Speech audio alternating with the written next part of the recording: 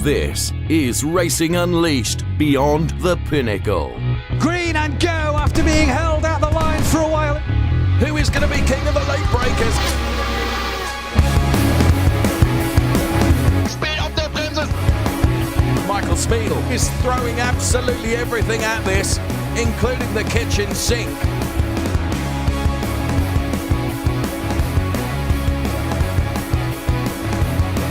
Disaster strikes. Unglaublich. Wow, qué pelea. I'm loving this.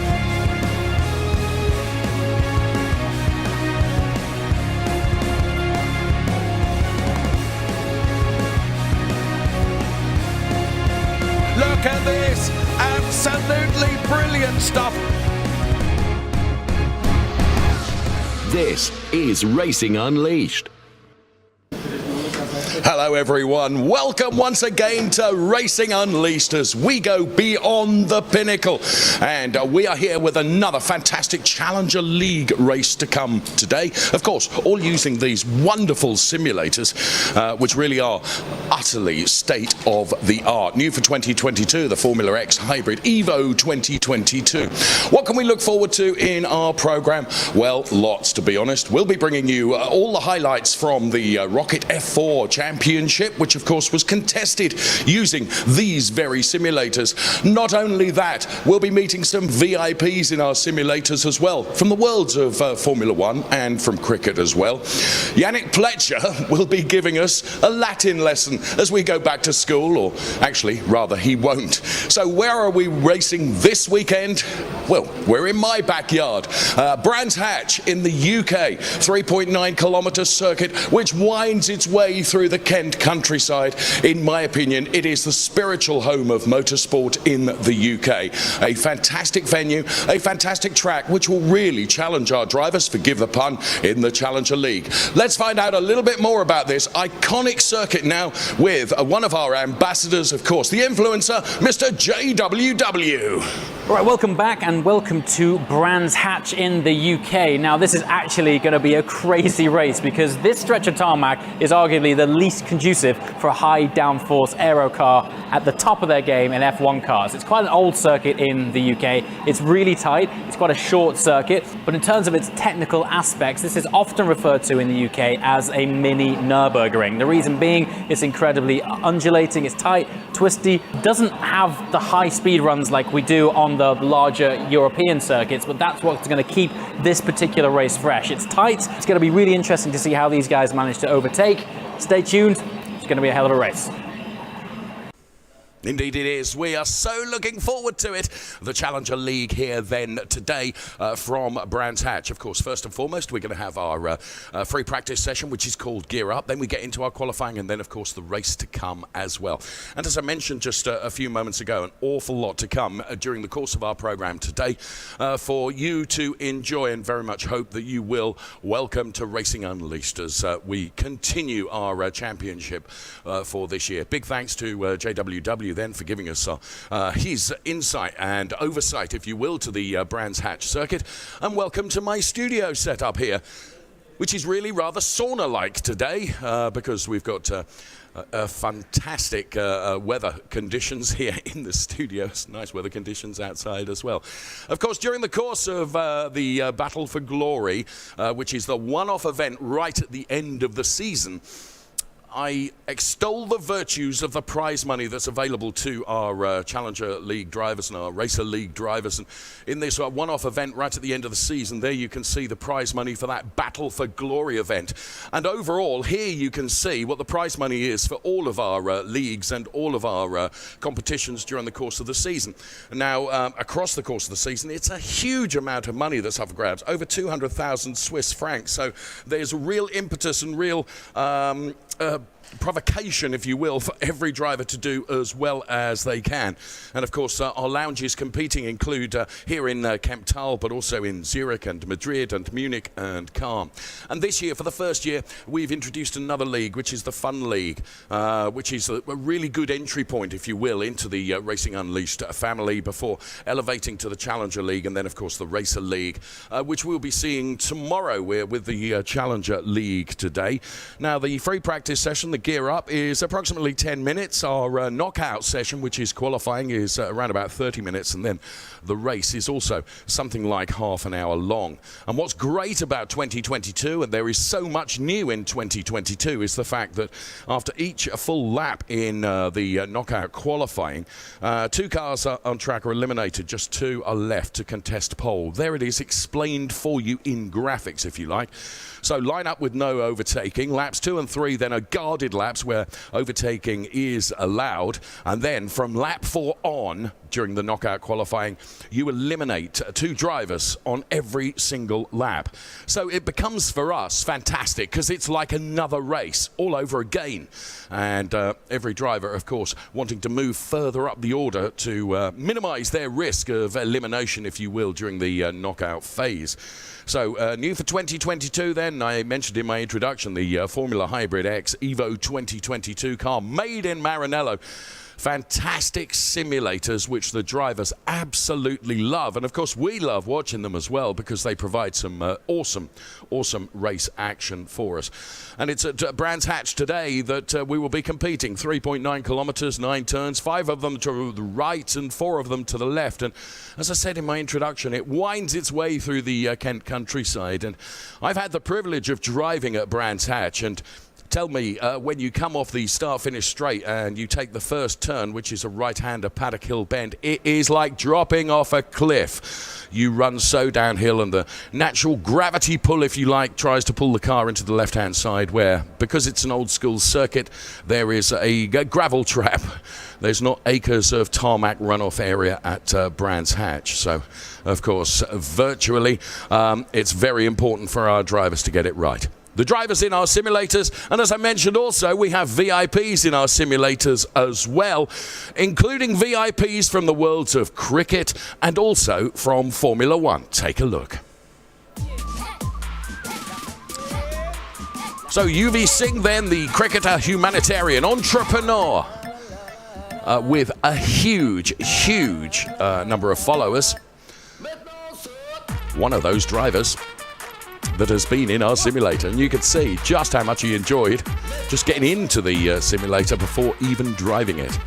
That focus and concentration then, if you can see the steering controls, all very technical. 14.1 million followers this man has, and that was added to after he'd had this session in our simulator, I can assure you. Now, second best cricketer, and that example was not the best way round that particular corner, but he soon got to grips with our... And he wasn't the only one, because here with hashtag Vamos, as you can see on Movistar in Spain, is one Mr. Pedro de la Rosa, also in our simulator as well. And it was really good to see the Pedro de la Rosa in this car talking about this simulator, and Movistar using our simulators to give us a track description with Pedro de la Rosa then in the cockpit. And this all about, of course, the Baku turn, the Baku circuit rather, which is where Formula One is racing this weekend. And Pedro de la Rosa then using our simulator to give us a guided lap around the Baku circuit, and gets it nailed absolutely perfectly. Of course, a hugely successful Formula One driver. Finished his career in the HRT team, but of course highlights included McLaren, and indeed did some Ferrari testing as well. So hugely experienced driver. And our 2 fine hosts on Movistar then just enjoying this track example from Pedro de la Rosa, and it's good to see that. And now he's asked a question: which circuit is this, Pedro? You got it wrong. It's actually Monza. Come on, Pedro, you should have known that. You can see the look of exasperation on his face then. So just a couple of the superstars that join us in our simulators. Really good to see that Pedro has lost none of his skill nor none of his humour as well. So great that we see those superstars, if you will, in our simulators. All the social media of the Racing Unleashed family is at the top of the screen for you. We'd love you to be involved and join the Racing Unleashed family. Whether you do that through social media, you would be made very, very welcome indeed. Of course, during the course of the this season, we'll be bringing you more of our VIPs inside our simulators, and what a season it is as well, with so many events, including that Battle for Glory right at the end of the season, which I was talking to you about just a little while ago. So we're here for the first of 2 weekends, if you will, in the UK, because we're at Brands Hatch. Then we'll be heading off to Silverstone, then it's Spa-Francorchamps, Barcelona, the Zurich Airport circuit, and then we round out the championship at Imola before we get the Battle for Glory underway. And that Battle for Glory is going to be held where, Dave? I wish I knew, and if I knew, I would tell you, but I don't, so I can't. They're keeping it a rich secret, I can tell you. So the Battle for Glory at a yet to be identified and named venue. So there we have it. So we're about ready to get our gear up underway then, our free practice session, which gives the drivers the first opportunity really to put some competitive laps in at the Brands Hatch circuit, where we are with Racing Unleashed as we go beyond the Pinnacle for 2022. And that's where we will be racing today, that 3.9 kilometre circuit, which opened back in the 1950s, if memory serves me correctly. And here we go with Mikael Frey then on an outlap. Welcome to Brands Hatch, and already a minute and a half of the session has gone. And we'll take you through this track and give you some idea of just how difficult it is to get this track nailed. JWW was telling us this earlier on. This is the start-finish straight, which isn't straight, and it's also very, very cambered. This is Paddock Hill Bend, where you go through that turn, you literally drop down a cliff. And then to Druids now, which is where the cars are, before making the way down to Graham Hill Bend. This is Matchas Dolores then, that we are watching now being pursued in these Formula Hybrid cars. These simulators really are awesome.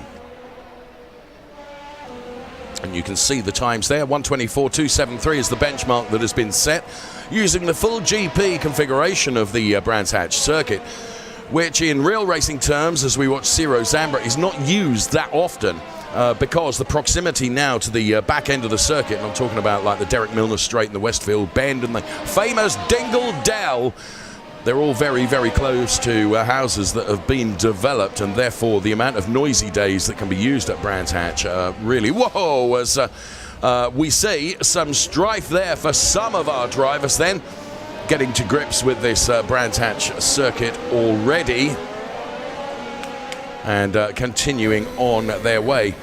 It's the David Seed, of course, that is leading the Challenger League at the moment. We're on board with Tyler Klausch, who sits P11 in the Drivers' Championship in the Challenger League at the moment. He's in our Munich lounge then, making his way through Clark Curve now. This is Dario Arpa then, and new into the Challenger League. Dario then, who is here in Kemptal, just running now through and up towards Hawthorne Hill, and you really do climb there. This is Thomas Herzog, also in Kemptal. We're running the sector times on Thomas Herzog. 37.1 is where he needs to be, and he's not far away from that, just 4/10 away. There is Thomas Herzog, also here in Kemptal. I was having a quiet word with him just ahead of the start of this. He was really looking forward to racing here at Brands Hatch, which is where we are, and is getting it nailed pretty nicely. Running P3 in the Drivers' Championship at the moment is Sinan Demurbas, and as you can see, he is only a couple of tenths down on the fastest time that has been set so far. So good showing from Sinan Demurbas then. He's racing in our lounge in Munich, all our lounges together, of course, across this competition, whether it's Kemptal, Zurich, Madrid, Munich or Calm. And David Seed then, who leads the Drivers' Championship. He's on a 70 points, and the next best driver is Marcos Valverde, who's running with 48 points. So David Seed with a nice, good cushion, but of course that penalises him when it comes to the knockout qualifying, because he'll be starting right from the back of the pack. So Zambra leading the way then with a 103.154 at the moment. Then it's Demurbas with just a couple of tenths down on that. Tiziano Caponio, the P3, Thomas Herzog P4. Then it's Meyer and Kiefer. Let's go on board now with Mikael Farland, not Nico Farland. This is Mikael. We got in a bit of a muddle with them last time around, but this is Mikael Farland, father of Nico, the driver. And we can see another car spinning then, and here is Nico Farland, son of Mikael. And a great family battle that goes on in this Racer League between the two of them. And drivers both based in our lounge in Munich. Give a big shout out also to all the drivers that will be competing, as they're all beginning to appear on our graphics on the left-hand side of the screen now. Sinan Demurbas still leading with a 102.976. And then it's Zambra, Schmidt, Matias De La Rosa, then Farland, Nico Farland then, who is P5 at the moment. Tiziano Caponio has been relegated to P6. David Seed with work to do. Of course, all the times are completely academic, because this is just the knockout, this is just the gear up free practice session. So appropriately titled, because the drivers do gear up and get themselves really, really into the circuit and the simulator as working as one. Ciro Zambra then, P2 at the moment, as he heads up towards the Druids. It's the closest to a hairpin that there is in Brands Hatch, and then you run downhill before the left-hander, which is Graham Hill Bend. Ondren Kiefer then, sector time through sector 1 is 9 tenths down on the fastest time. And here is Ondren Kiefer as we bring you this fantastic onboard shot and split the screen as well, so you can see him hard at work inside the simulator. Now he's got traffic ahead of him as to try and navigate as well, and Tyler Klausch is beginning to get closer to joining that three-way party that's going on. And already we only have 3 minutes left. I said just a few moments ago, I should give a big shout out to my colleague Matthew Duffin, who carried out comms and presenter duties in my absence last time around when we were racing at Mugello. Good job done, and well done, friend. Stefan Jolmy now. We watch him, currently running P12. And there is Stefan. As you can see, the hair has been done just for this weekend to give him a little bit more aerodynamic efficiency inside the simulator. Forgive my jokes. Stefan doing a great job, and currently running in P12 in this gear up session. David Seed is now the top of the table. As you can see from the left-hand side of the screen, he's banked a 1:02 time. Jose Miguel then in Madrid. Whoa, just almost into the runoff area, and then kissing the curbs and taking as much as you can. Marcus Valverde, well, yet to see a meaningful time from Marcus Valverde. That will come in just moments from now, I feel sure. As you can see on the left-hand side of your screen, some 18, 19 drivers now have been out, and Marcus Valverde finding just what it's like. And here is Marcus Valverde with the trademark sweatband then, which gets adjusted just as I mention it, which proves that just sometimes as he does a really gentlemanly thing and allows drivers that are on faster laps to come through. Of course, he will then potentially get the benefit of the draft off the back of those cars. So here's Thomas Herzog, who's currently P9 in this gear up session, crossing the timing line now, and he will have time for just one more lap, will Thomas Herzog, before the session will come to a close. So around Druids he was going. This is Felipe Gonzalez. It's Seed, Demurbas, Zambra, Farland, Schmidt, Matias De La Rosa, Upper, Klausch, Herzog and Meyer, who occupy the top 10 positions at the moment in this gear up session. Felipe Gonzalez then. And here is David Seed. Absolutely lightning quick. And with that 1:02.826, although Demurbas has got within 1,000th of that time as well in P2. So it's going to be really, really interesting when it comes to the knockout qualifying. The pace that these drivers have got. I mean, you know, the first 10 drivers are split by only 9 tenths. It's incredibly close.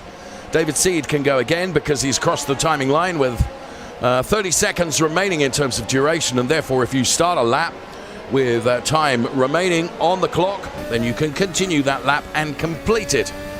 And here is Thomas Herzog then underneath the bridge, braking then the right-hander, and around he goes, closely followed by the left here, and loses the back end of the car at Graham Hill, but continues. But that really has done for Thomas Herzog in terms of that lap, so it's probably going to be P9 where he stays in this gear-up session.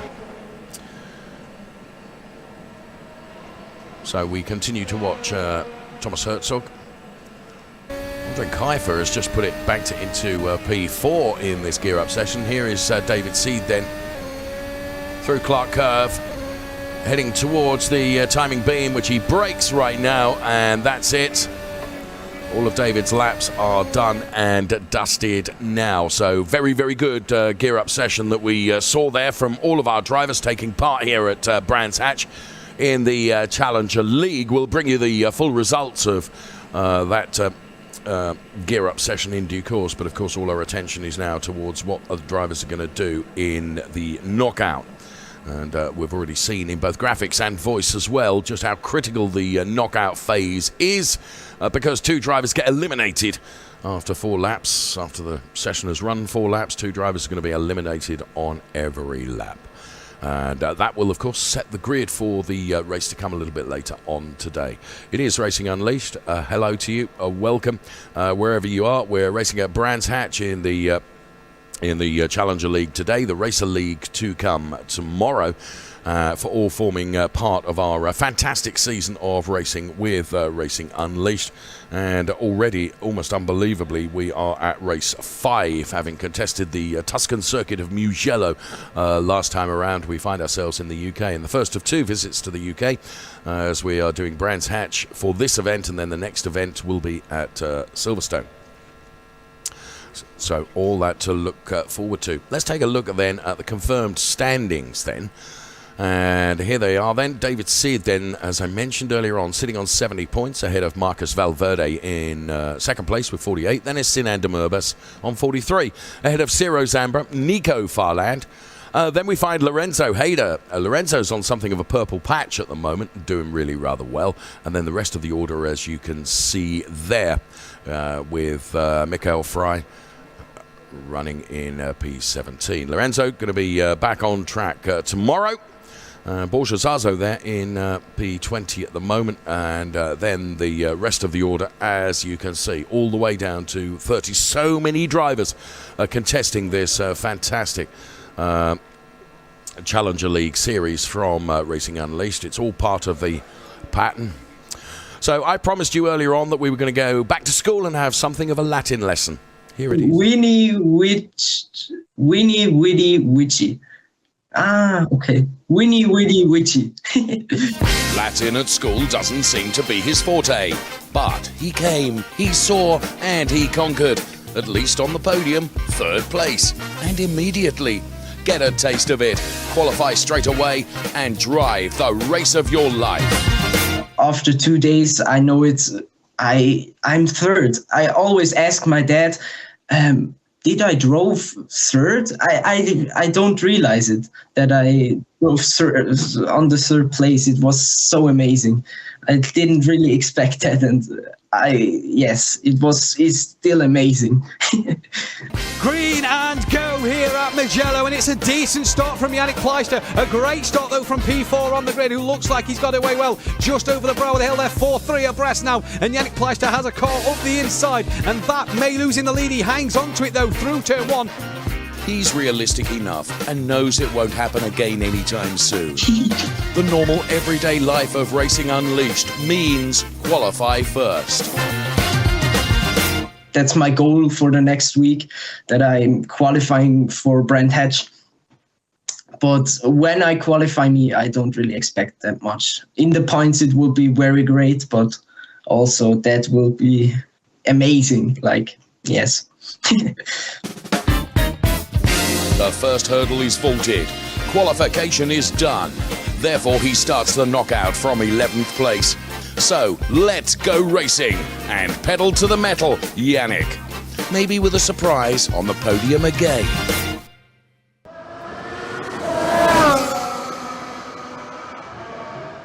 I think he was a bit happy, wasn't he, Yannick Pletcher? Okay, this is the way it looked then, and this is the way it will look for Brands Hatch in terms of the lineup. Dario Upper and Ronnie Hettinger ahead of Jose Miguel and Felipe Gonzalez. Then it'll be Stefan Julmi and Michael Farland, Luca Keller, Andre Kiefer and Mikael Frey. This is the way that the cars will line up, if you will, for the knockout qualifying. Then we'll see Fabian Meyer, Yannick Schmidt, Tyler Klaus, Tiziano Caponio, the Latin-speaking man, Yannick Pletcher, ahead of Julian Matias Dalla Rosa, Thomas Herzog, Nico Farland, and the rest of the order, as you can see, and Marcus Valverde and David Seed, of course, starting right from the back of the pack by dint of their position in the championship. So a lot of overtaking to be done then, and this is why I love our knockout, because we lose 2 drivers on every single lap. Safety car leading the cars around then as they make their way down now from Druids in towards Graham Hill Bend.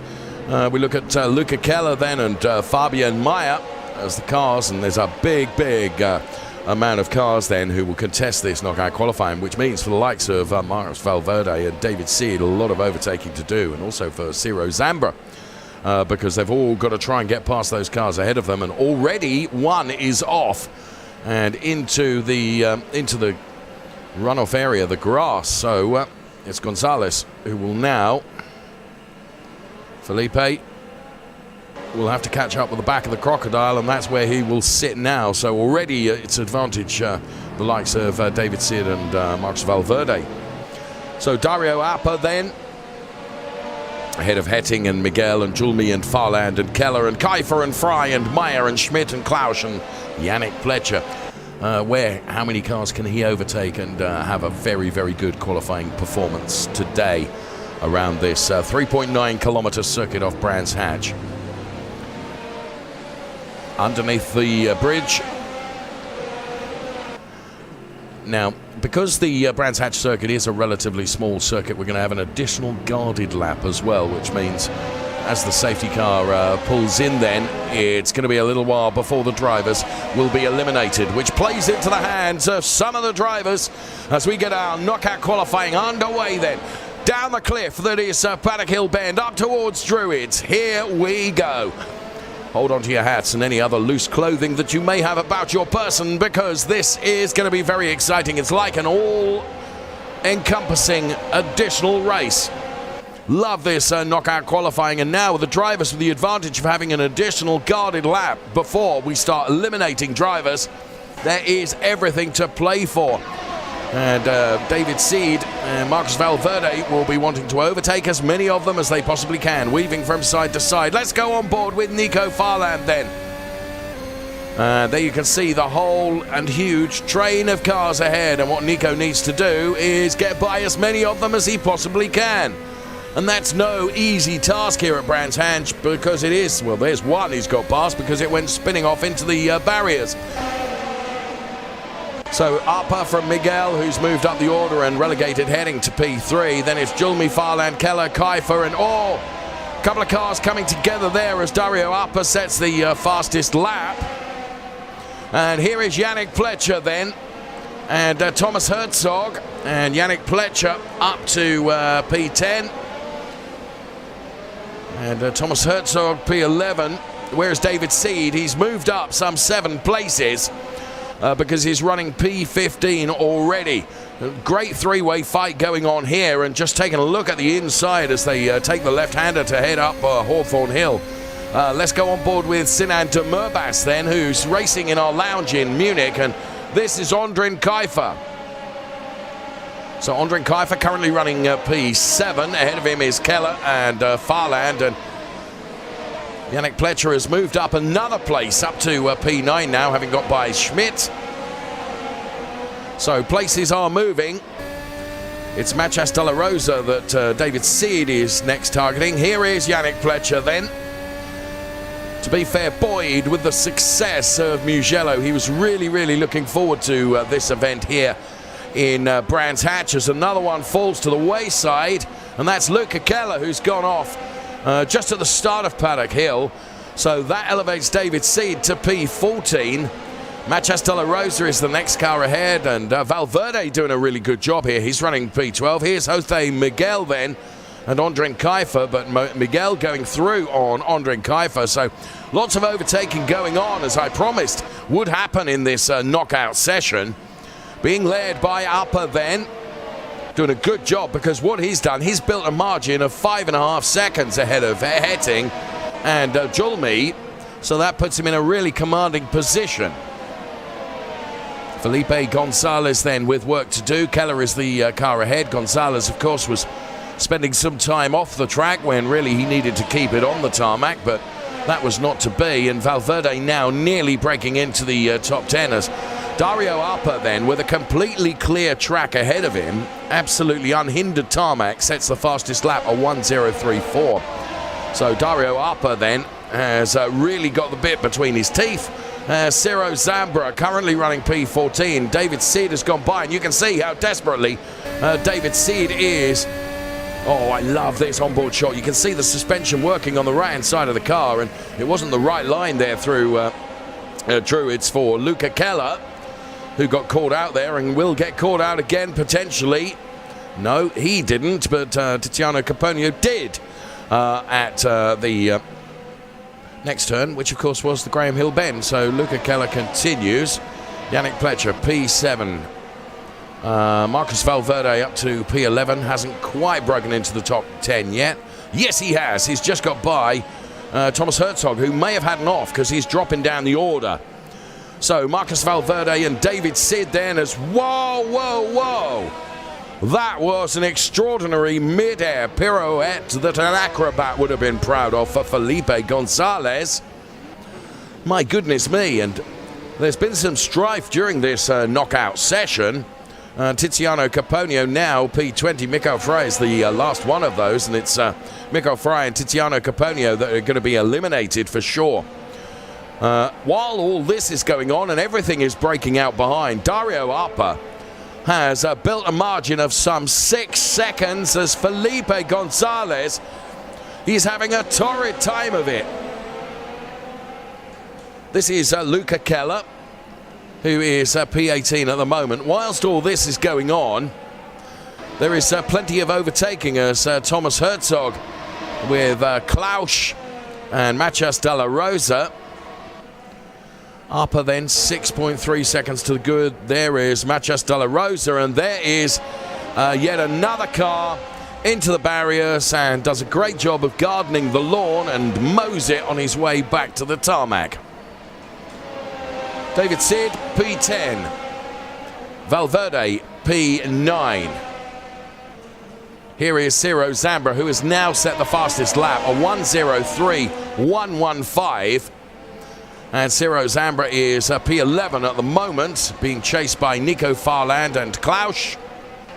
And here is Thomas Herzog, who's P14. He's racing literally within my view here in Kemptal. And Tiziano Caponio we go on board with now.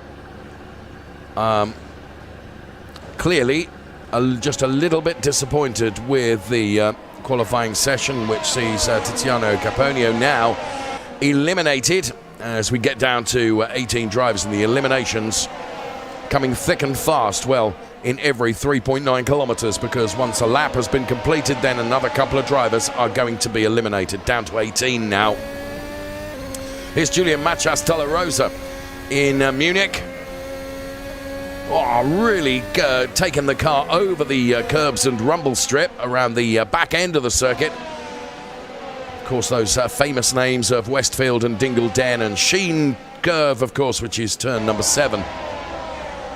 Named following the amazing and really characterful racer Barry Sheen. Luca Keller we're on board with now. He's racing in Calm. And runs down now towards Graham Hill. But it's Miguel and Valverde then, P15 and P16 in the drop zone now. David Seed P9. So don't know what happened to Valverde, but Marcus dropped way down the order. So here is Marcus Valverde. You can tell from the facial expressions that he's not happy at all. It runs really wide, using the runoff area. Jose Miguel then, who is P15 at the moment. So Valverde and Miguel are the two drivers then in the drop zone at the conclusion of this lap, and that is not what Valverde would have wanted. Here's Jose Miguel then, running across the timing line. Here's knockout qualifying done and dusted. And Fabian Mayer is running in P13. So the next we're going to see in the drop zone are Fabian Mayer and Thomas Herzog, because they're running P13 and P14. David Seed has got by Mikael Farland and he's moved himself up to P8, which if it all stayed that way, that would be a fourth row start for David Seed. Here is Thomas Herzog then, one of our fit and fast participants, as well as being particularly fast out there on track also. Seems to have got the measure of this Brands Hatch circuit. Perhaps would have hoped for more during knockout qualifying. Mikael Farland and Tyler Klausch are going to be the next two at the conclusion of this lap, because we will be losing Fabian Mayer and Thomas Herzog now. They P13 and P14, and by dint of their positions, they are knocked out of qualifying, and therefore our attention is on the next two in the order. So there is Fabian Mayer then, racing in Munich. Mikael Farland, loving the livery on that Formula Hybrid X Evo 2022. Brand new car for this season, brand new liveries for this season as well. The cars look absolutely stunning. And it's Farland and Tyler Klausch then that are in danger of losing out now. Here is Tyler Klausch then, trying to look around the outside, but it wasn't to be. Of course, every single place gained means a further place on the starting order grid for the race to come a little bit later on in our program. Thrilled that you're with us here, enjoying this left-hand side of your grid, or the left-hand side of your screen, I should say. Tells you who is where at the moment. So Farland and Klausch, it's going to be all over because the fat lady sings. And for Mikael Farland and for Tyler Klausch, their knockout qualifying is done. So next it will be Ciro Zambra and Nico Farland, because they are running P9 and P10. They are the next two in the elimination drop zone. David Seard continuing to chase ahead, but of course it will be knockout time for him as well shortly. Here is Ciro Zambra that we're on board with now, one of the big names in the Challenger League. Love this onboard shot looking back from the Nico Farland car. Absolutely, you see how the suspension is working on the back end of the car as Zambra then just ran it into the gravel a little bit underneath the bridge. And unfortunately for Nico Farland and for Ciro Zambra, as they make their way through Clark Curve and over the timing line, it's bye-bye to P9 and P10. And who is next? It's Sinan Demirbaş and David Seed. And David Seed is some way back now on Demirbaş. Demirbaş potentially has got the opportunity to live another lap if he can get by the car ahead of him. I don't think David Seed is quite close enough to be able to, because he's got to get past effectively two drivers to stay out for another lap. And those two drivers are Schmidt and Demirbaş, and I don't think David Seed has got the pace to be able to do that. So Demirbaş has not been able to find a way past Schmidt either. Let's go on board with Sinan Demirbaş then, who is doing everything he can. But in fairness, the car ahead keeping a nice tight line. Great driving from Schmidt, who is denying Sinan Demirbaş, and the lap comes and goes oh so quickly here at Brands Hatch, and we say cheerio to Sinan Demirbaş and David Seed then. They will be starting from P7 and P8 on the grid. So fourth row start for those two drivers. Can still do some damage from there in the race, be under no illusions. And we should say a huge well done to Yannick then, who's running P5. And Yannick Schmidt then, who is also one of the drivers at risk of elimination at the conclusion of this lap. See the exhale of breath from Yannick Schmidt there. And here is Yannick Pletcher then, language numero uno, who is currently numero 5. So it'll be a third row start for Yannick Pletcher and Yannick Schmidt, which is no bad place to be. Here is Yannick Pletcher then, rounding Clark Curve at the conclusion of the clearways. And across the timing line, and we say cheerio to Yannick Pletcher and Yannick Schmidt then. They will be starting from P5 and P6. So Ondrej Kuyfer and Stefan Julmi then, who are next. They are P3 and P4. Here is Ondrej Kuyfer. And Dario Arpa, I have to say, having done a fantastic job and using this knockout qualifying to perfection by building a huge margin where absolutely no one was going to be able to get near him. So Ondrej Kuyfer then, he's within sight of the 2 cars ahead, but whoa, what a big save from Ondrej Kuyfer. That was class, friend. That could have oh so been curtains, but you kept it out of the barriers. That really was a fantastic save, Ondrej, and you should be very proud of that. And crossing the timing line now, so in his quest to get on terms with Julmi, he very nearly wrapped it into the barriers, but didn't. And just like a commentator's curse, he chose to do it then. So Ronnie Hettinger, and it has got absolutely, I would say, unless Dario Arpa ends up off the track, has got no chance of getting on terms with Dario. But it is a great performance nonetheless for a front row start P2. Racing in calm, Ronnie Hettinger then, and Dario Arpa are going to be P1 and P2, therefore the front row of the grid for our race to come. And what a good job they've done in our knockout qualifying. And there, Dario, here in Kemptal, has done what he needed to do. And he's put it P1. Running out of Graham Hill Bend now, heading up towards what would be if you went straight on the McLaren turn, but you do a left-hander and run up Hawthorne Hill. Underneath the bridge before the right-hander, which is Hawthorne Bend.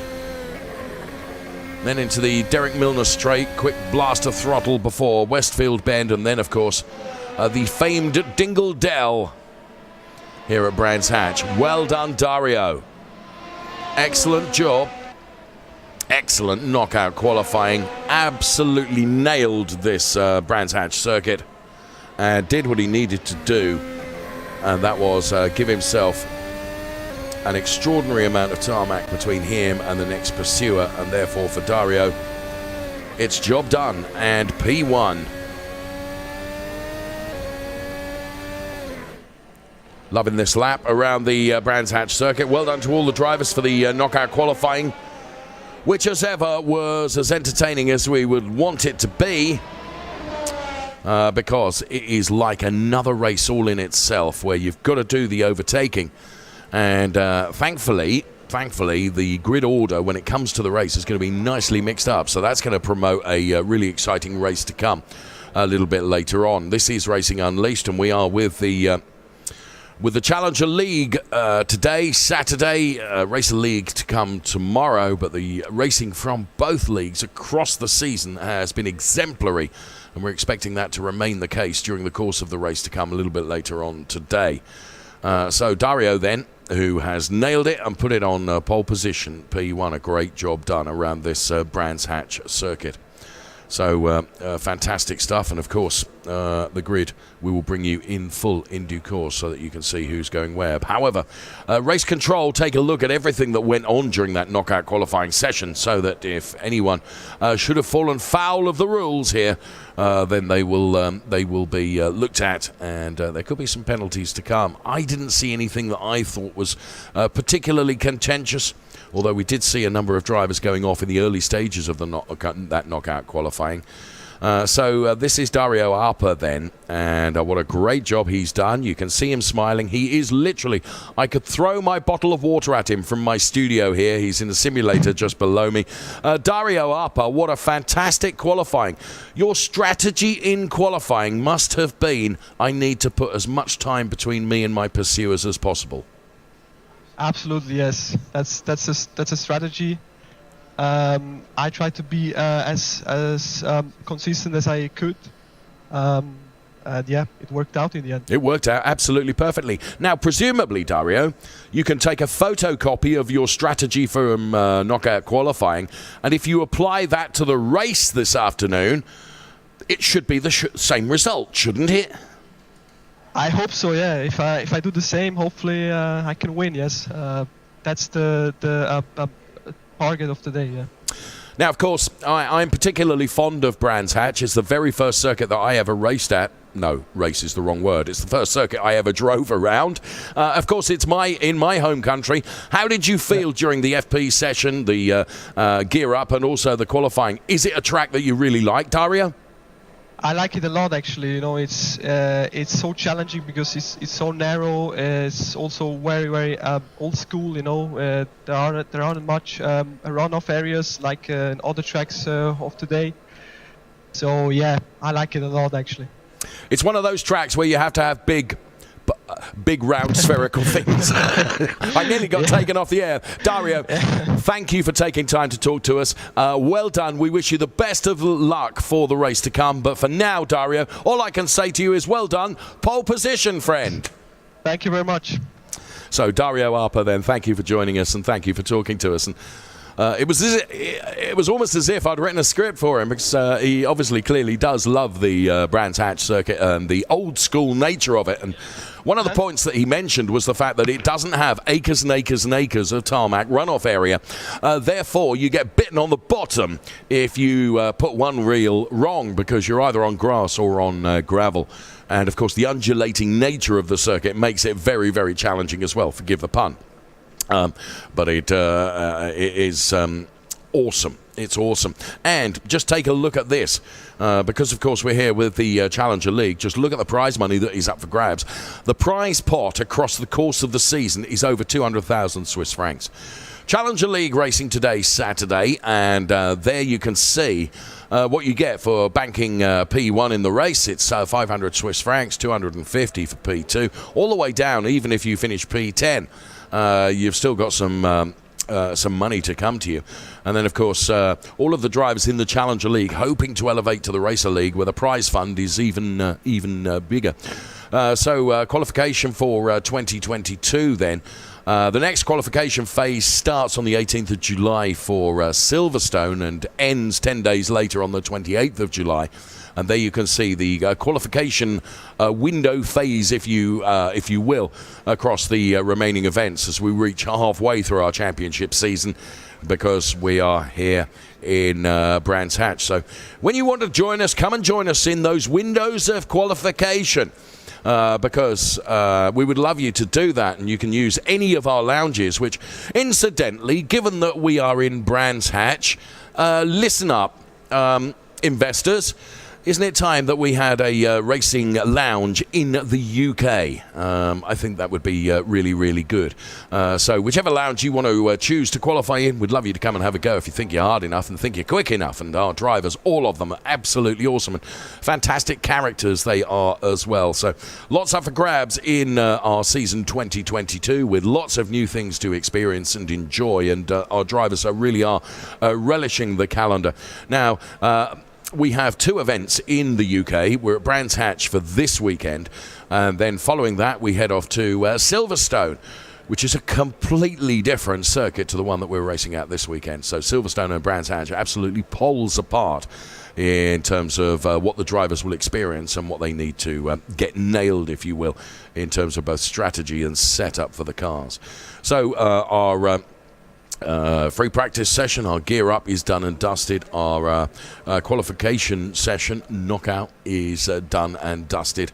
And if I look to my left, I can see that there are plenty of things being looked at as we speak in our race control booth, which is actually it's a real pit perch where our race director Spot is down there and taking a look at everything, and they really do take a look at absolutely every instant, and that's why we will not bring you the grid until it is absolutely confirmed, because race control take a look at any contentious issue that there was during the knockout qualification phase, and if anyone feels that they've been wrongly dealt with. Let's give you the provisional result though before we get the absolutely confirmed one. Dario Arpa then. He takes P1 ahead of Ronnie Hettinger. Then it was Stefan Julmi. Very good performance from Stefan Julmi. Andrin Kaifer and Yannick Pletcher going from P5. Going to be a danger man, as I said, buoyed with confidence following his success in Mugello. Then it was Yannick Schmidt and Sinan Demurbas. David Seed occupying the fourth row of the grid. He's going from P8. Then it's Nico Farland and Ciro Zambra. So those are the first 5 rows. Then we see Mikel Farland, Tyler Klausch, Fabian Meyer, Thomas Herzog, Jose Miguel, Marcus Valverde, Luca Keller, Julian Machas de la Rosa, Tiziano Caponio, Felipe Gonzalez. If you're thinking, why is it DNF on the left-hand side? It's until the positions are absolutely confirmed from race control. So do not think that there's a DNF because they weren't DNFs. We saw the whole session, and what a great session it was to enjoy as well, our knockout qualifying session. So there we are, just waiting for absolute confirmation. That was the provisional result from the likes of our knockout qualifying session. Now, Rocket F4, Great Britain, been a huge event, and a huge event that would see someone using our simulators get to contest a season in the Formula 4 Championship from Rocket, and we had a great time in Bolton in the UK. Take a look.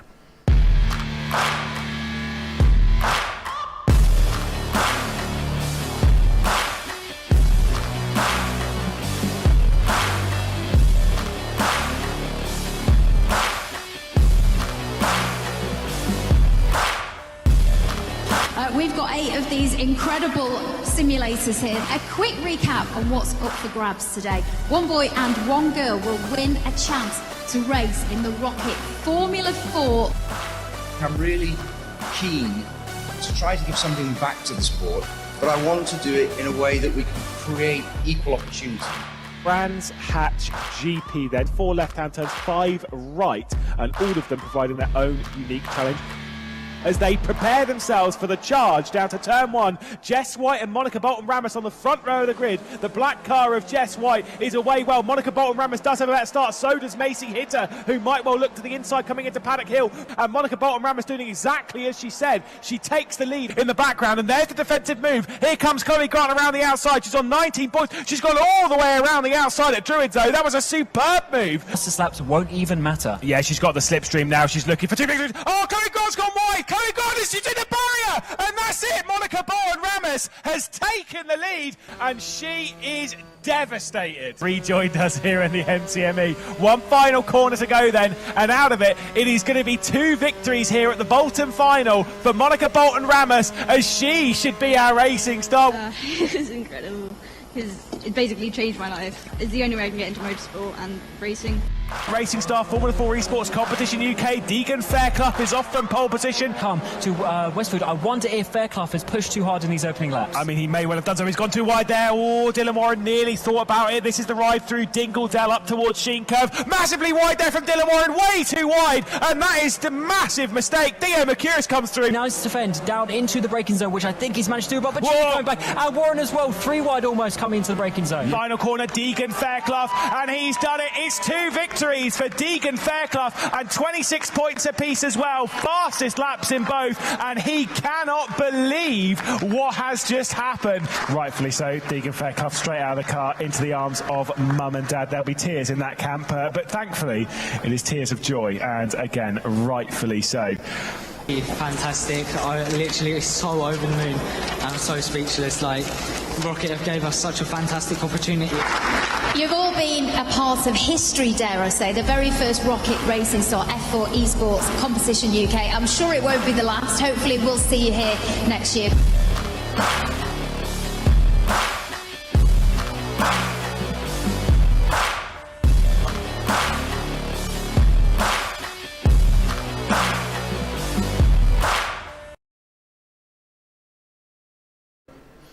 What a fantastic event that was, and I hope, I can almost confirm that is going to be run again. So big thanks to Rocket, to Bob Fernley, and also, of course, to the CEO of Racing Unleashed, Monisha Coltonborn. That was an absolutely fantastic event, and it was life-changing for those drivers. Absolutely life-changing, and doing exactly what we want Racing Unleashed to do, and that is promote the next talents into real racing careers. So there's a real opportunity, if you will, for drivers to elevate themselves from the virtual world in our awesome simulators into the real world of racing as well.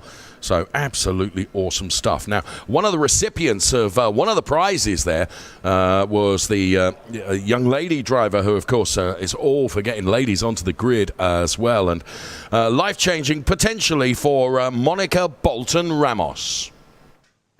Yeah, I went in Madrid, half Spanish, so I went to visit family. And there's a racing lounge in Madrid, so we went down, and I had a go on it. And it was just really fun. Also, I kind of wish there was one in like maybe London or Silverstone that I could go to, because they're just fun to drive. I like to, go down there like once a month or once every 2 months or something to just go down and drive them. Why on earth is there not a racing lounge in the UK? I mean, many people consider the UK to be the home of motorsport. Investors, a great opportunity for you to get involved in the Racing Unleashed program and the huge success story that is Racing Unleashed. We desperately need 1, 2, 3 racing lounges in the UK so that people like Monica don't have to travel to Europe, can stay in the UK and compete in their own racing lounge. It's just a hint to you. If you're feeling like it, that would be a good investment for you to make. Okay, right now, let's get into what I have to do is some fit and fast relaxation exercises.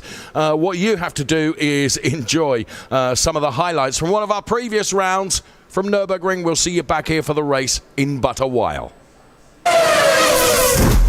Hi everybody, here are my fit and fast exercises for the upcoming challenges. Our core is part of any training program, especially when you are driving in a Racing Unleashed simulator. So Ben, we have the next exercise here, side planks. Lift it up. Actually you can straighten the arm up, but it's of course more difficult. Hold for at least 15 seconds. The other side now. Great Ben, fantastic. Get Tabea and Thomas now. So we do the same thing, lift it up, nicely concentrated. Okay, great. Here we are. Racing Unleashed. Get fit and fast with a gladiator. This is Racing Unleashed Beyond the Pinnacle. Red lights are off, away we go. Da müssen die Positionen hergeben. Wow, qué adelantamiento. Speed auf der Bremse. Here they go, flat out, really good stuff. Tremenda pelea. The two cars make contact. Unglaublich. Wow, qué pelea.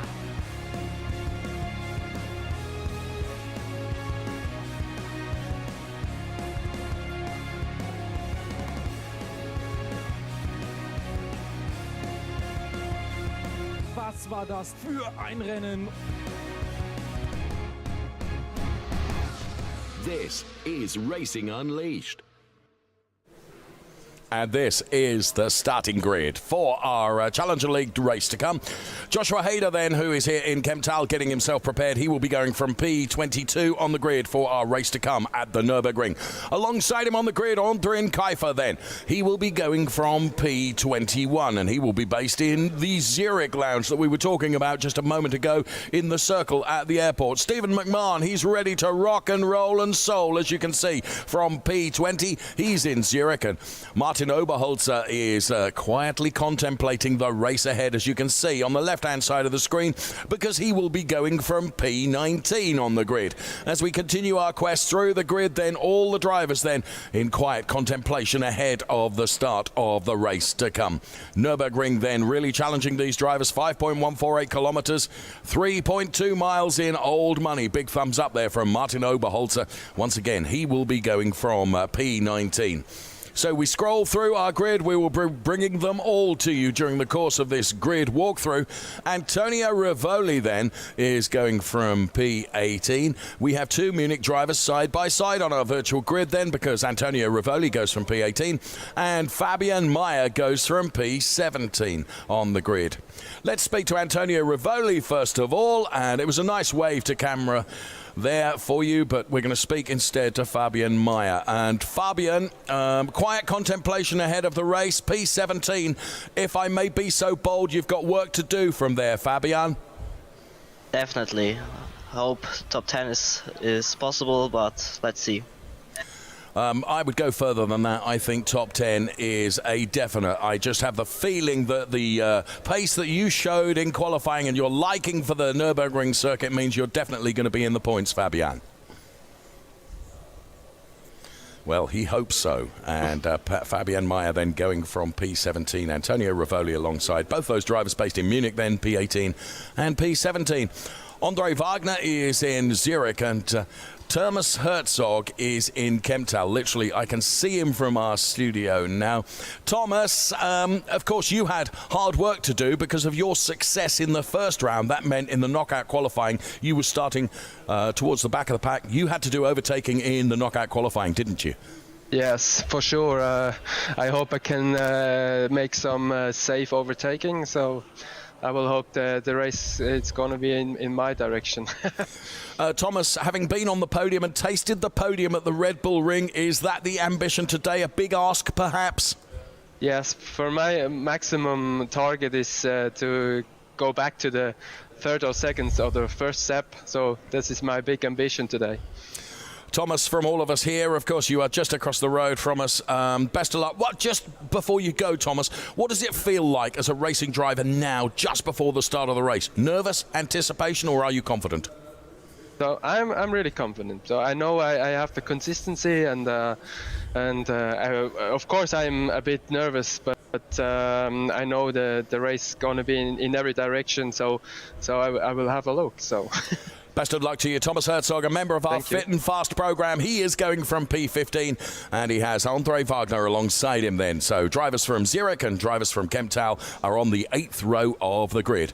Mikel Frey goes from P14, then Guzman Migueles in Madrid in Spain going from P13. That is the 7th row of our grid for our Challenger League race to come at the Nürburgring. The 7th row containing Mikel Frey, P14, and Guzman Migueles then going from P13 on the grid.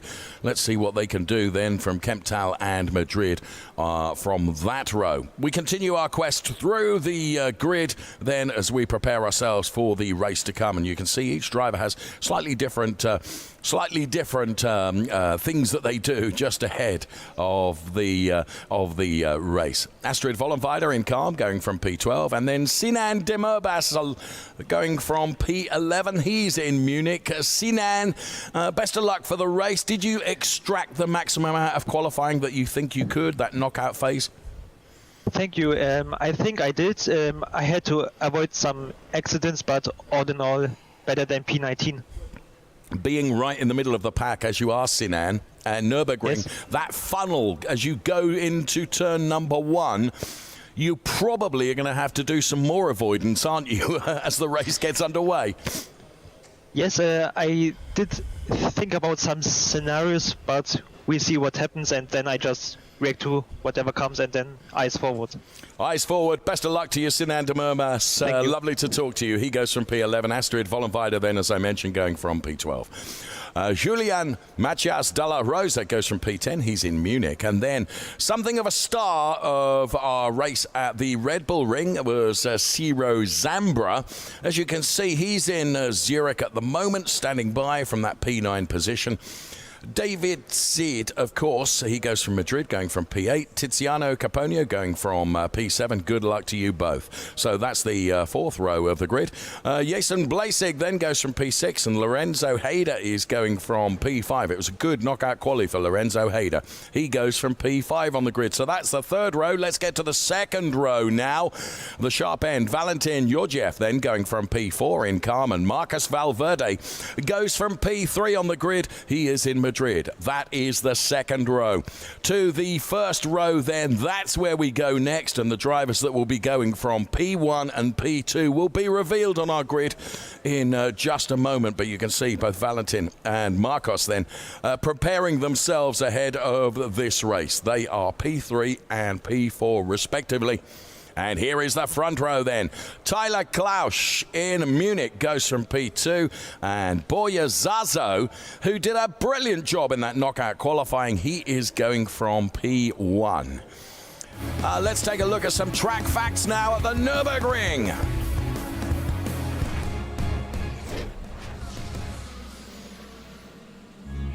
Here come our fast facts then on this green hell circuit that is the Nürburgring. 5.148 kilometre, 7 left-handers, 10 right-handers, 590-metre downhill stretch from the start to turn 1, 20 laps of race action to come, and the estimated lap time as you saw. So the standings after Challenge 1 see David Seed at the top of the table with Ciro Zambra P2 and the rest of the order, as you can see, through to P20. So points and prizes, of course, up for grabs in the Challenger League.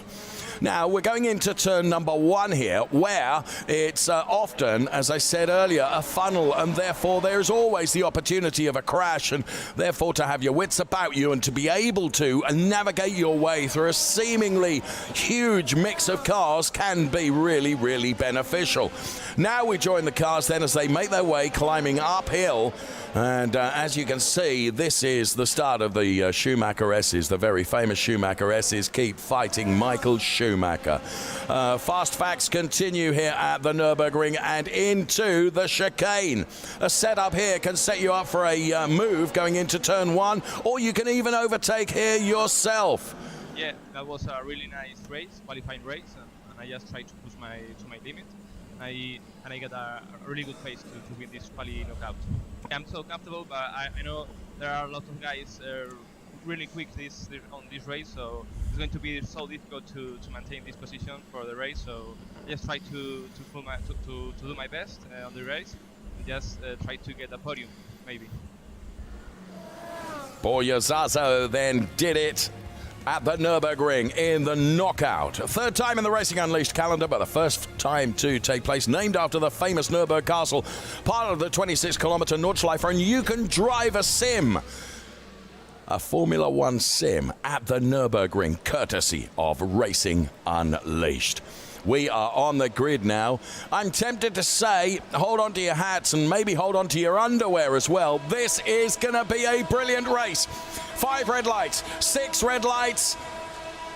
Let's go racing. Borja Zazo with it all to do then from pole position, but of course every driver wants to make up positions right at the start of the race. Look at that, taking to the grass and then to the tarmac as Borja Zazo gets really overtaken by both Marcus Valverde and Ciro Zambra, and now the fight is on for Ciro Zambra from Marcus Valverde then. Zazo then maintains that P3 position ahead of Klausch at the moment. Then it's Tiziano Caponio, and then it's Blasig and David Seed. Bear in mind, he's got a lot of work to do going from P7 on the grid. So Ciro Zambra then it is that leads this race at the moment, but there is a long way to go. Bear in mind, Ciro Zambra has tasted the sweet success of P2 place. He wants to go one better and make it P1 today. A long way to go before we reach the podium. Andre Wagner then is in P12, and Hayder is making progress as well. So too is Meyer as we look further down the order. But Andre Wagner running in P12 at the moment. He's got Thomas Herzog ahead of him. Thomas Herzog, we spoke on the grid. Here's Martin Oberholzer then running in P17. First lap of asking in anger here at the Nürburgring. Martin Oberholzer then in fourth gear at the moment as he now accelerates down the back straight of the Nürburgring, heading in towards the Nürburgring chicane.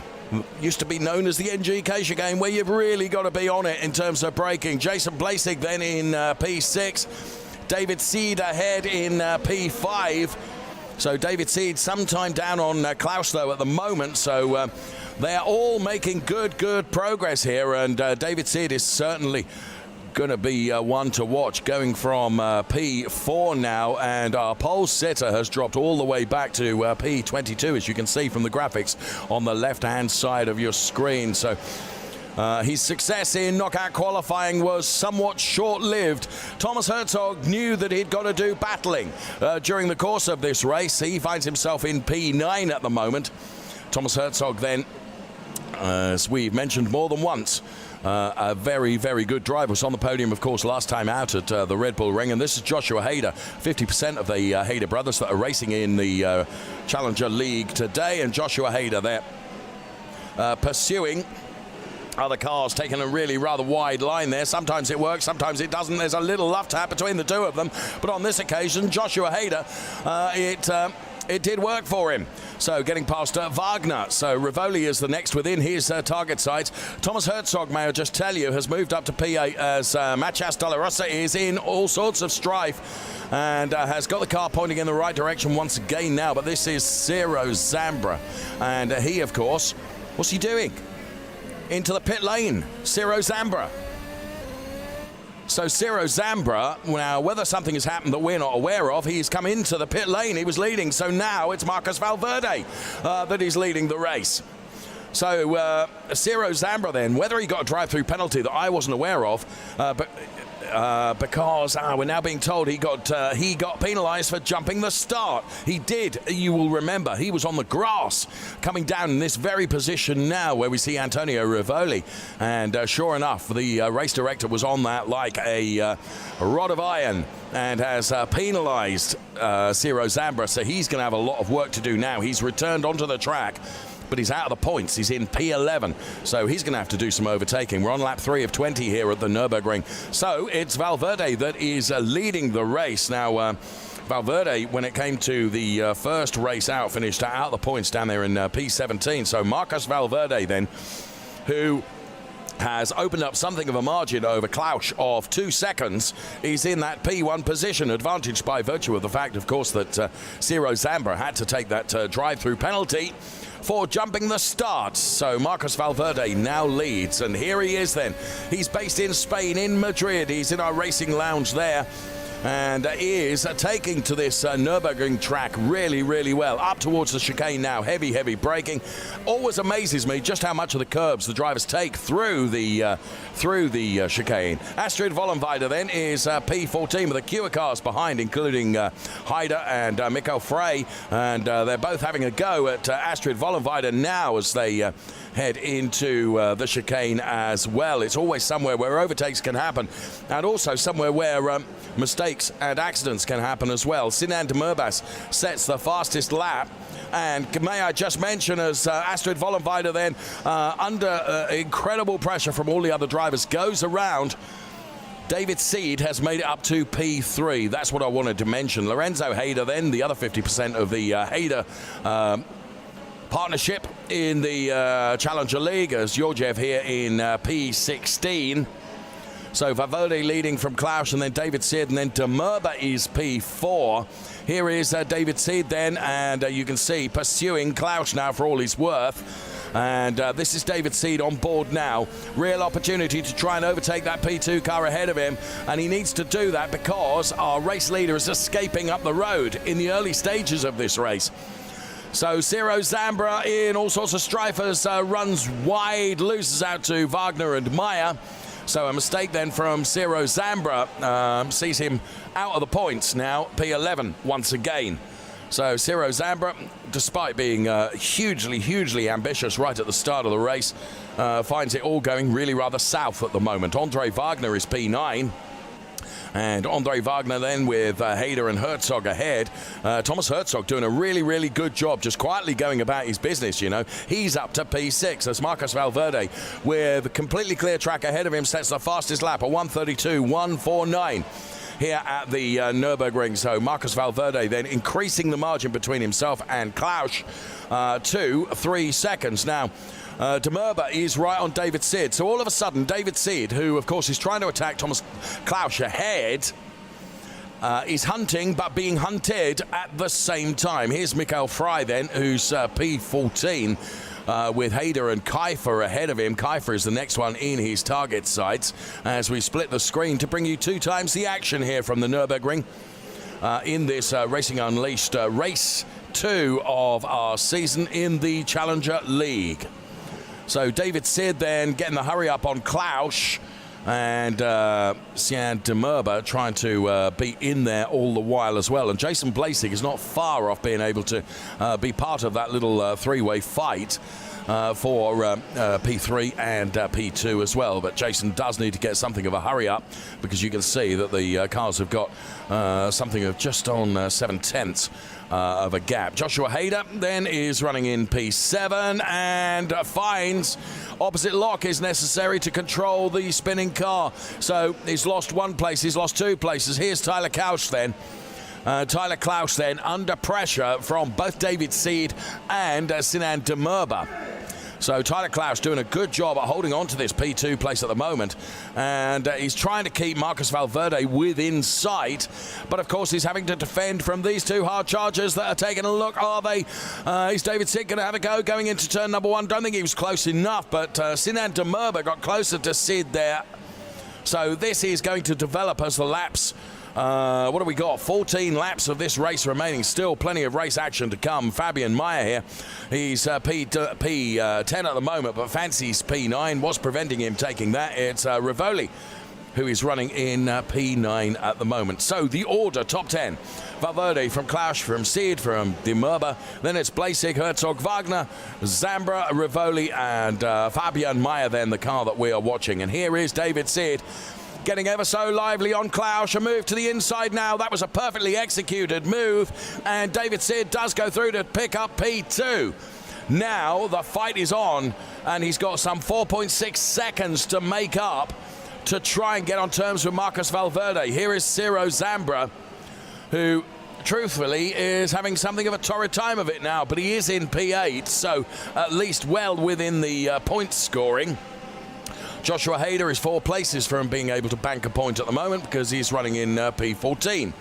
So Joshua Hayder then P14. So Valverde has got some 4.5 seconds over David Sid, which means Sid has got work to do and Joshua Hayder has got overtaking to do. And that is a perfect execution of Joshua Hayder then getting by Michael Frey. So Frey says, hang on a minute, I am not having that, as they go into the chicane. A little bit of wheels tap together. Oh, and an even bigger love tap from Joshua Hayder coming out. But for the moment, Frey stays ahead of Joshua Hayder. So brilliant racing going on. Fabian Meyer has dropped back down the order. He's down to P15 now. And this fight is going to go on unrelentless for the remaining 13 laps of this race, as we start lap 7 of 20 with Marcos Valverde leading from David Sid and then Klausch, who is running in P3. Here's Borja Zazo then, who you may recall did such a good job in qualifying and put the car on pole position. Now he finds himself in P17. So Borja Zazo always knew it was going to be a big ask for him to get himself into that, or try and convert that P1 into the win of the race. Don't rule him out from where he is. P17, he could get into the points potentially. Fabian Meyer, P15. Valverde, his lead is dropping down, as you can see. David Sid, over the last couple of laps, has taken something like 4/10 out of the lead of Marcos Valverde. Fabian Meyer, P15. Georgiev ahead of him. And Zazo, the very man that we were talking about just a few moments ago, is behind in P16, having got past Obolzer. So there is Thomas Herzog inside the simulator here in the Racing Unleashed lounge in Kemptal. And Thomas Herzog running in P6 at the moment. He wants very much to get on terms with Jason Blasig and elevate himself potentially into getting closer towards a podium position. Mikko Fry, P12. Valverde sees another couple of tenths taken out of his lead as David Seed has got the bit between his teeth now. Bear in mind, he was the race winner, was David Seed, in the Red Bull Ring, and is, you know, if he could make it double bubble and take 2 out of the first 2 rounds of the championship, that would be, well, be laying the gauntlet down for what he wants to succeed during this season, elevate himself into the Racer League for next year. Remind you that we will be bringing you the Racer League race tomorrow. Fabian Meyer then, P15, and right behind is Zazo, who is P16 at the moment. Sinan de Murbas, 1 step away from the podium because he's running P4 at the moment, but he's got Klaus ahead of him, and he's been pursuing Klaus for some laps now. And is he going to be able to try and find a way by? We're on lap 8 of 20 predicted here at the Nürburgring.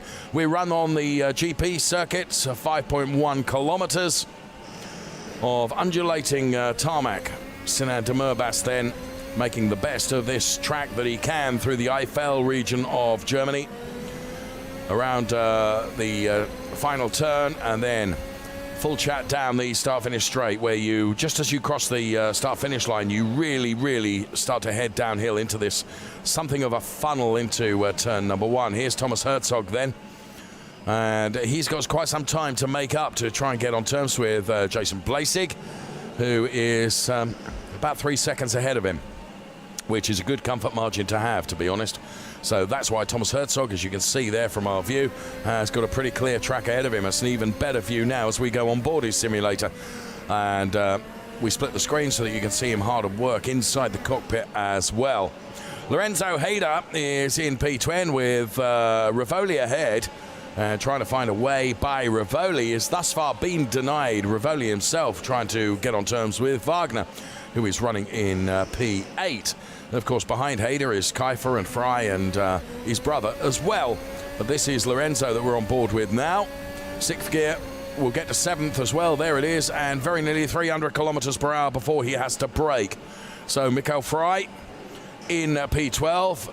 As the time between P1 and P2 has now come down, the gap to under 3 seconds. So David Seed is putting in some fantastic laps and really reeling in Valverde now.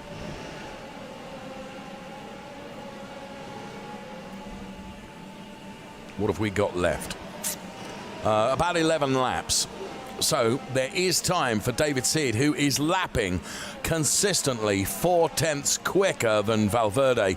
And the gap from P1 to P2 is down to just 2.5 seconds now. So this man that we're on board with now, David Seed, is doing an exceptional job in Madrid.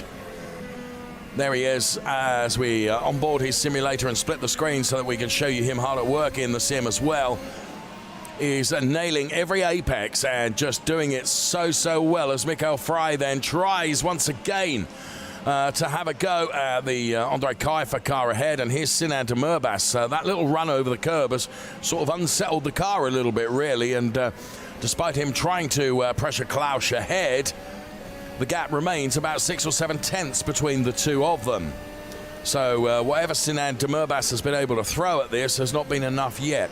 Can I make mention of Zambra, who has now made it up to P6 now. So Ciro Zambra is not out of this yet in terms of a big points haul. We reach half distance now as we cross the timing line and start lap 10 of 20 as Antonio Rivoli, who has just soaked up this pressure from Hayder behind him, whilst trying to get closer to Wagner ahead.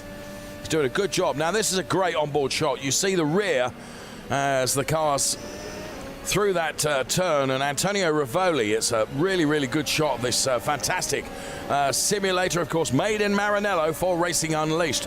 The Formula Hybrid X 2022 Evo car. Such an awesome car. So Sinan de Murbas then closes, not quite close enough, or is he? He takes a look at the inside going into turn number 1.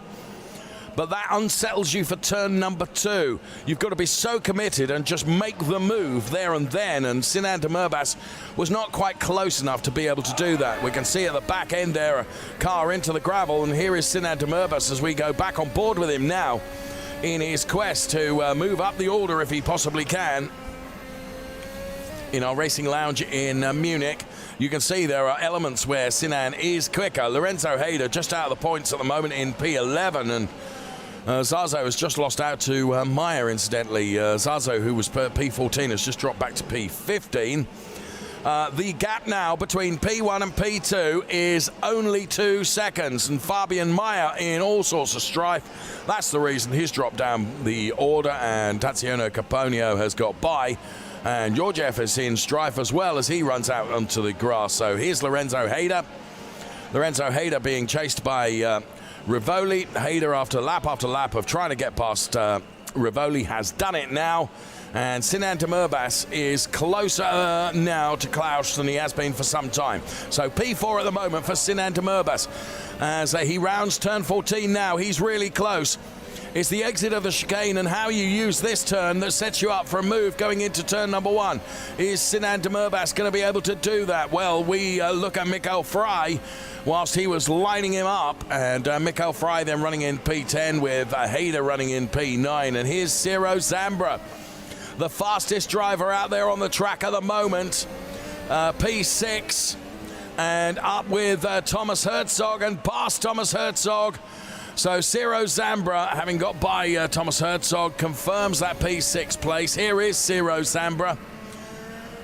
He's cushioned behind his head, slightly skew-whiff in the cockpit because he's a little fella, but full of talent. And Tyler Klaus, and I have to say I've been really impressed with Tyler, who has been relentlessly holding on to this P3 place despite everything that Sinan Demirbaş has tried to throw at him. It hasn't been enough. May I mention that in the quest for the lead of the race, David Seed has taken another couple of tenths out of Marcus Valverde. It's down to 1.8 now, as you can see from the graphics on the left-hand side of your screen. Cancel that. It went to 1.7, but now Valverde tries to respond a little bit by increasing the gap. Whether David Seed maybe made a mistake, because we're with Sinan Demirbaş now, continuing to hound Tyler Klaus ahead in that P3 position. That's what Demirbaş really wants. Mikael Frey is in the points. He's got Joshua Hayder ahead of him, and he's got Antonio Rivoli behind. Then it's Tatiana Caponio, and then Zazo running in P13 now. Lorenzo Hayder, who's involved in that sandwich between Meyer and Georgiev for P15 at the moment. Lorenzo is going to come under pressure now from Meyer as they head into the chicane, but no harm done. He holds on to that P15 place up towards the final turn. Oh, and a real nerf there from Lorenzo Hayder. And that means that both Hayder and Georgiev are in all sorts of trouble, and that plays into the hands of Fabio Meyer. And Wagner, doubtless race control will take a look at that. That looked like a real lunge and shunt, didn't it? So Fabian Meyer, who's running in P14 now, advantaged by everything that was going on around, and just your awareness of what's going on track, and avoidance, and good avoidance makes such a difference. So Mikael Frey, P10, safely in the points with 7 laps remaining. Marcus Valverde continuing to lead the race, and actually has upped the ante by maintaining that 2-second gap between himself and David Seed. Whatever Demirbaş has been able to throw has not been enough to unsettle Tyler Klaus currently. We're watching Mikael Frey on the left-hand side of your screen. He's P10, and Andre Wagner is P15. Wagner has got the car of Frey ahead of him, and now we look at Joshua Hayder, but there is Mikael Frey then. Now the 2 cars ahead, Josh Hayder and Kiefer. Sinan Demirbaş now, is he close enough going into turn number 1? Don't think so. Sinan Demirbaş, who has been running in the virtual dirty air behind Klaus for lap after lap after lap. I've been really impressed with Tyler Klaus in terms of how he's defended this, because Sinan Demirbaş at times has looked quicker, but only at times, not all the time. He's not been consistently quicker, and of course It's all very well being as quick or quicker than the car in front of you. You need to be in front of the car in front of you. Otherwise, it counts as naught. And Sinan de Murbas at the moment has not been able to find a way by. Joshua Hader then in P9 with Kiefer ahead and Mikael Frey behind. Joshua Hader in that P9 position. Andre Kiefer then is P8. Marcus Valverde has lost a couple of tenths now in the lead of the race as David Sid ups the ante and reduces the margin to 1.7 seconds. But we're just beginning to run out of laps here because we've started lap 14 of 20, which means there are 6 laps remaining. And here is David Sid in that P2 position. P1, of course, at the Red Bull Ring, which means he is going into this race top of the ranking in terms of Challenger League. And here is Tyler Klaus then continuing to defend from Sinan de Murbas then. Now, of course, benefiting David Sid is where Ciro Zambra is in terms of points scoring. Oh, Sinan de Murbas, I thought that was going to be a real lunge to the inside at turn number 1, but he thought better of it and controlled it perfectly. I wonder if he's just feeling now a bit frustrated behind Tyler Klaus. Here's Mikael Frey then, just lining up. Hader ahead, potentially, not quite close enough. So Valverde and David Sid, the gap is down to 1.3 seconds now. But we are into the final 5 laps. Here's Joshua Hader then. Oh, quite a wayward line that was. Joshua, not the quickest way around this sequence of turns in the arena section of the Nürburgring. And Tyler Klaus then, continuing to soak up the relentless pressure from Sinan de Murbas that he has had to do all race long. But he is holding on to it and absorbing it. And whatever Sinan de Murbas has thrown at him, it has not unsettled Tyler Klaus. Very, very good driving indeed. And this could be the first podium for Tyler of this season. Don't want to wish or put the commentator's curse on it, but he is in that P3 position at the moment. Joshua Hader to the right-hand side as we split the screen, who's running in P9 with Mikael Frey, the all-red car that you can see behind. Of course, the liveries across the all new for 2022 Formula Hybrid X Evo cars also updated for this year. Now, a huge lump of time has been taken out at the lead of the race between Valverde and Sid now. Sid has taken another few tenths out of Marcus Valverde. But we're starting lap 16 of 20. 16 of 20. And as I see Tizio Caponio set the fastest lap then, running in P11, so just out of the points. Here's Jason Bleissig then, P5. But some time down on Sinan de Murbas. So Jason Bleissig, you can see the battle for P3 that's going on in front of Bleissig between Klaus and de Murbas, which at the moment still stays in favour of Tyler Klaus. Let's take a look at a repeat of the start then, and we can see the reason that Ciro Zambra jump-started. In fact, he wasn't the only one. A couple there jump-started, but there you could see from that repeat. And there you can see Borja Zazo on pole position, found himself on the grass right at the start of the race. Thanks for throwing those replays in. This is Sinan de Murbas then, who is sick to the back teeth of the sight of the back end of Tyler Klaus's car.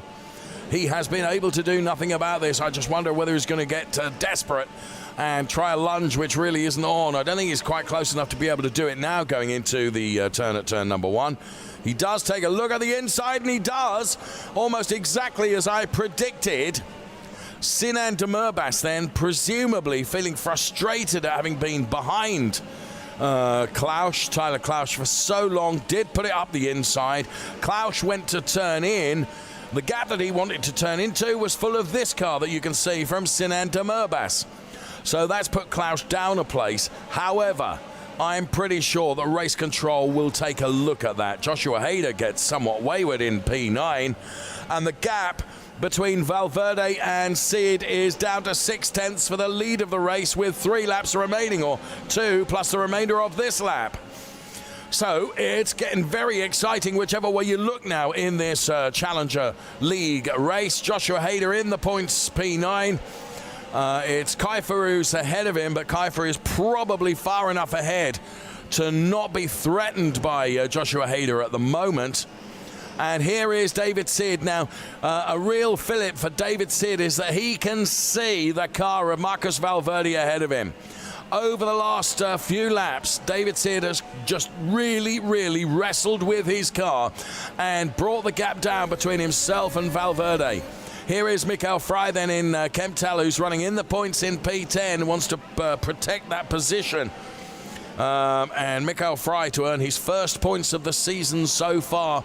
David Seed, who has had one win so far this season, would very much like to take another one. What's preventing him doing that? Well, it's about a second's worth of gap between himself and Marcus Valverde. Tyler Klausch on the left-hand side of your screen is trying to fight back on Sinan de Murbas on the really rather unfortunate nerf from de Murbas going into turn number 1.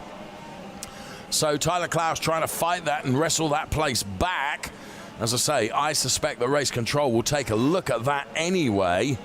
And they may consider it to be a racing incident. There was a window of opportunity and a gap there, and he took the gap. And then, of course, Klausch tried to turn in, but the gap was full of de Murbas. So, Valverde to Seed, 6/10 now. We're on lap 18 of 20. 2 laps left to run. And Mikael Fry then in the points in P10. It's just 6/10 now between P1 and P2. Mikael Fry wants to really cement his position in the points, and he's going to be able to do that, having taken advantage of that little nerf that came in there.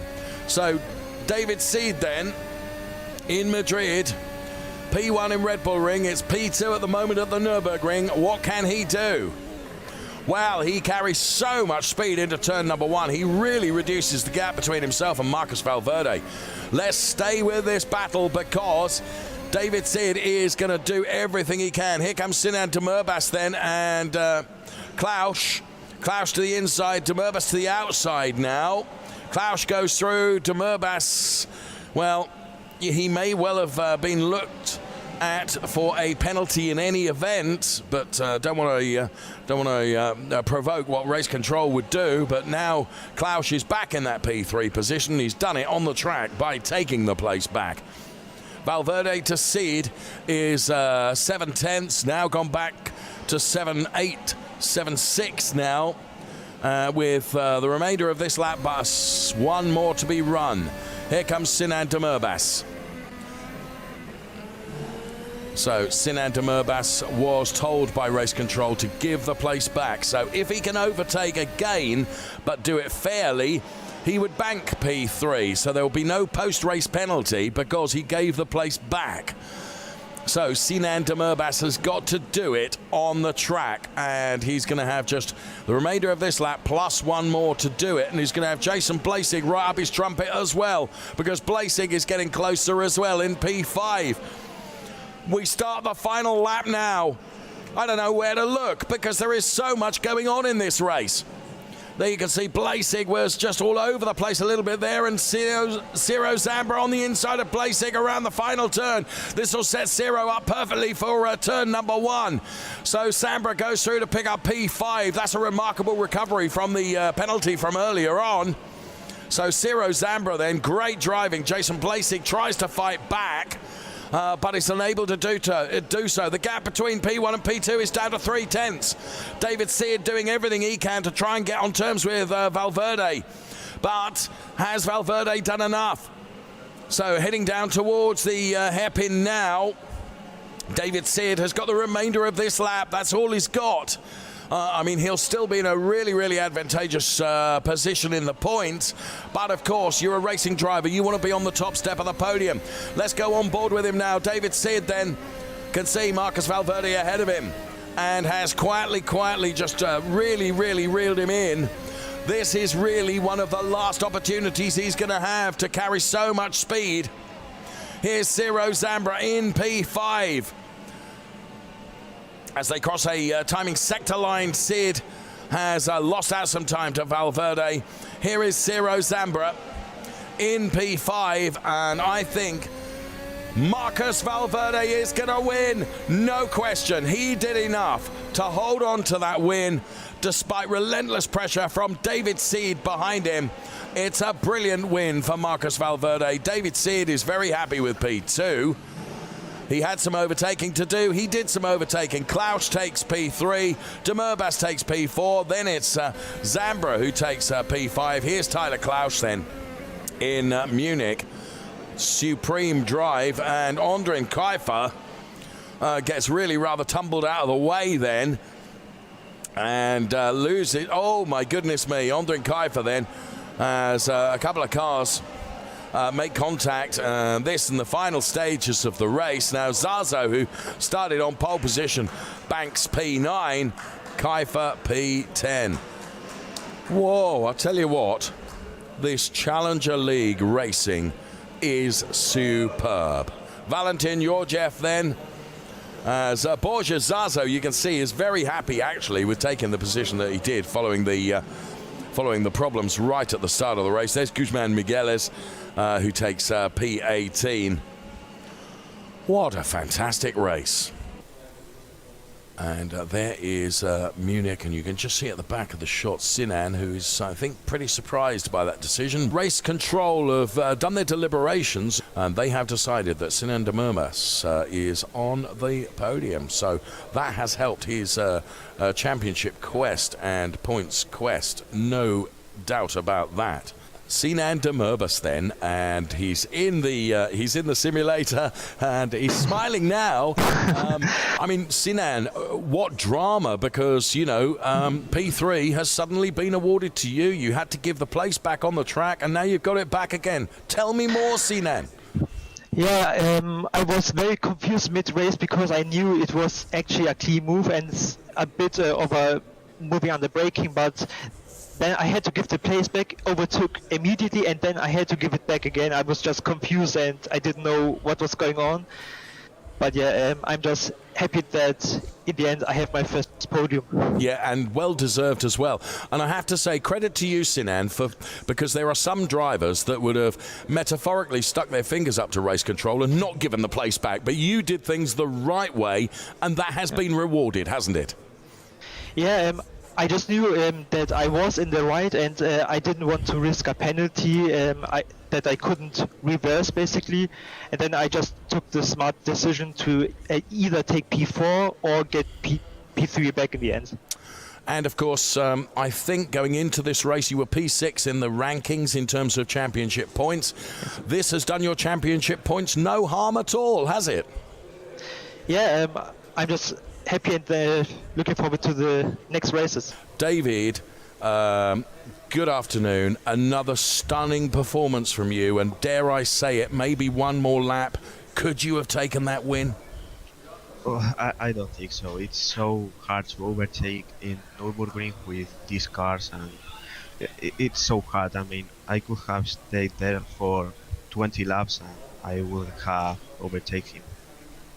What was really interesting, David, was watching how lap after lap after lap you were just quietly reducing the gap between yourself and so you were clearly quick.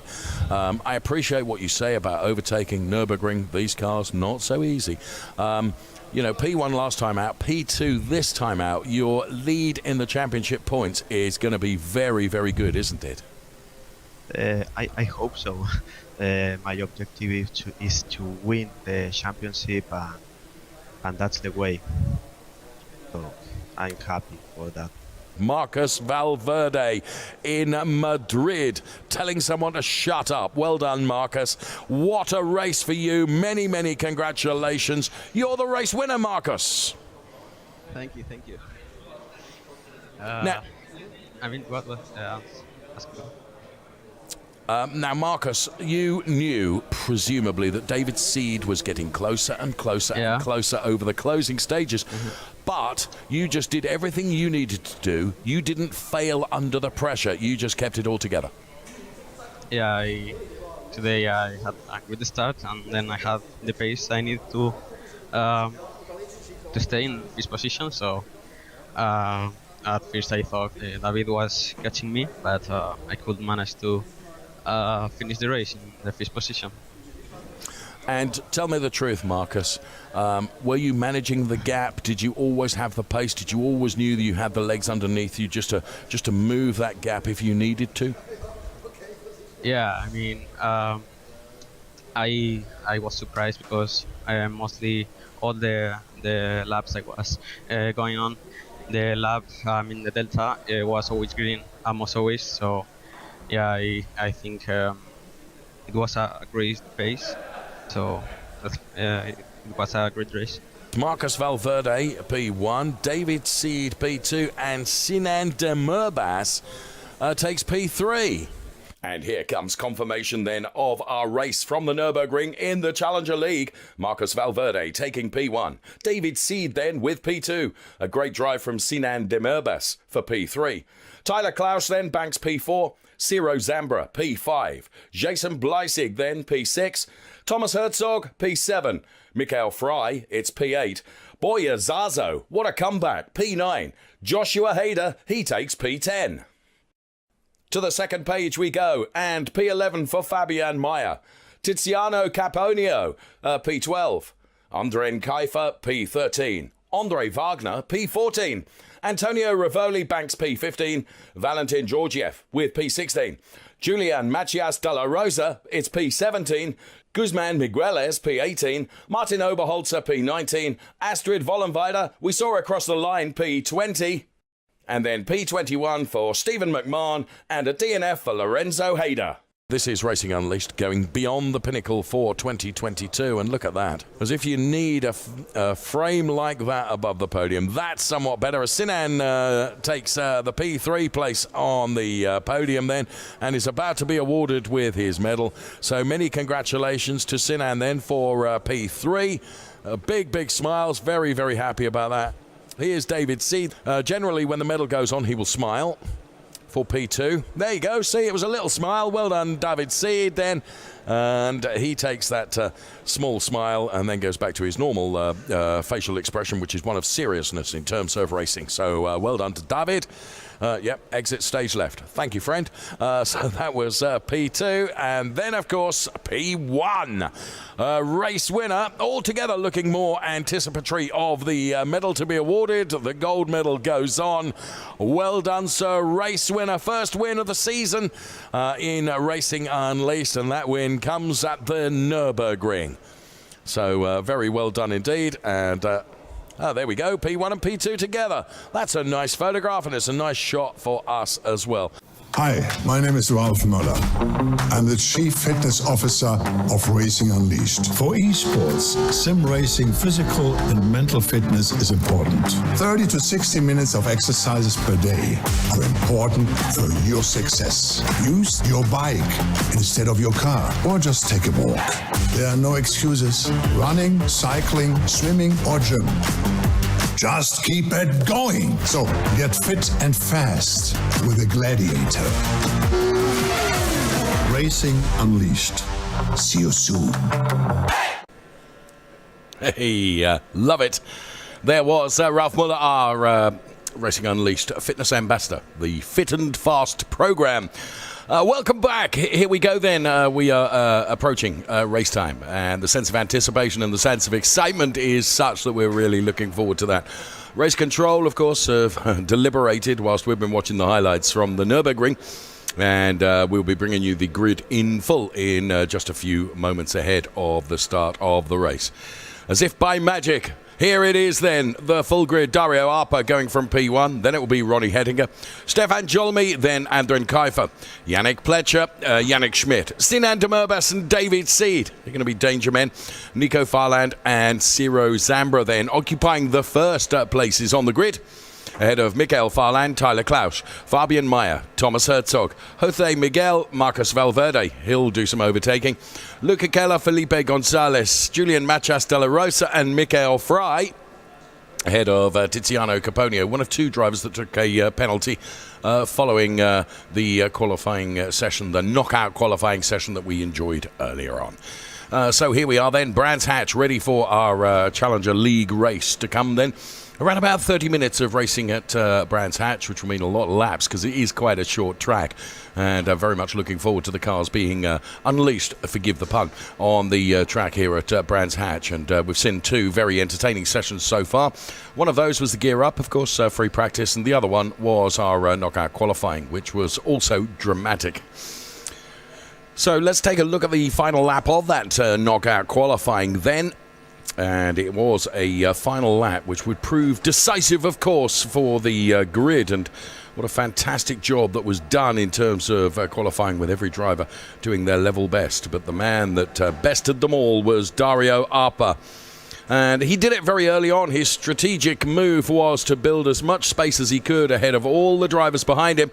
And Dario Arpa then crossed the timing line, banked pole position, and did it in a fairly convincing style. And Dario is going to put himself into a really, really strong position when it comes to the race in but just a few moments' time. So very much looking forward to seeing if Dario Arpa can convert the confidence and the pace that he had in the knockout qualifying into the race as well. Of course, he's given himself the most advantageous starting position, which is P1. Now, I said that the knockout qualifying was pretty dramatic. Take a look at this. And it was the, if we had an award for save of the day, it would be for Ondrin Kiefer. Now, Ondrin here, you can sense the disappointment of not qualifying perhaps as he'd hoped. Ran just a bit wide, the back end of the car went, and then look, just a brilliant save as he kept it out of the barriers. It was a very, very good save from Ondrin Kiefer. Did a very, very good job in keeping that car back on the tarmac. That was our couple of highlights then, if you will, from the knockout qualifying session. The fantastic pole position lap, if you will, and then another really, really good save, which we saw from Ondrin Kiefer. And that was very good. Let's take a look then at this 3.9 kilometre circuit, which is Brands Hatch, opened in the 1950s. There it is in all its glory then. It is known as the British roller coaster. 3.908 kilometres with 4 left-hand turns, 5 right-hand turns. 188 metres from the start, you climb up towards turn number 1, and at its point, there is 32 metres of height difference. It is Britain's best-loved circuit, and I consider it to be the spiritual home of motorsport in the UK. Not everyone does. So, as you can see, the track is banked as you head up towards turn number 1 from the start-finish line, which is the cliff drop, Paddock Hill Bend. Until you've been around there on a moped like me, you don't realise just how you do drop. Then the only hairpin, or as close to a hairpin as you get at Brands Hatch, which is Druids. So you begin to run downhill from Druids into a next quite a fast turn, Graham Hill, which has got kind of 2 apexes, as you can see. And you run the car as wide as you possibly can, take the runoff area. And then it's a left-hand turn through Surtees and begin the climb along Hawthorne Hill before you reach the Hawthorne Bend. First of 2 right-handers to come at this part of the circuit from Hawthorne Bend. Blast of the throttle through the Derek Milner Straight before you get to Westfield, which is the second of those right-handers, which leads you on to Dingle Dell, and then to the Stirling's Bend, which comes after the Sheen Curve, and then you're back onto the Clark Curve, which will complete a hot rocking lap around the Brands Hatch GP circuit here in the UK. Across the start-finish line, the track preview of Brands Hatch done and dusted.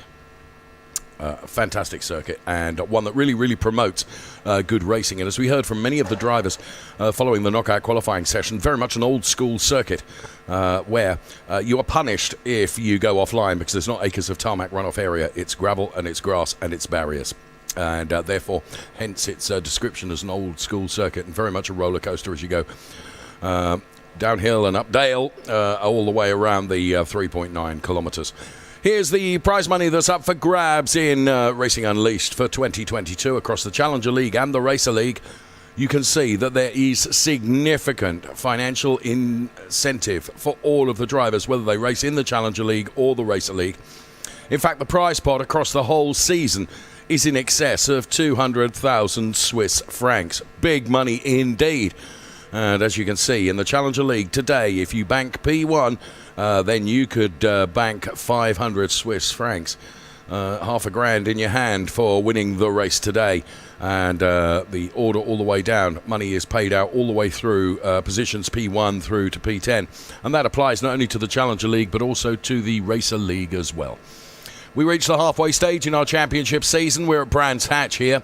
And it's the Challenger League today, the 11th of June. And then tomorrow, Sunday, 12th of June, it will be the Racer League. Before we head off to our second date in the UK at Silverstone right at the end of July. Then it's Spa-Francorchamps. The Circuit of Catalunya in Barcelona is next on the agenda ahead of the Zurich Airport Circuit Imola.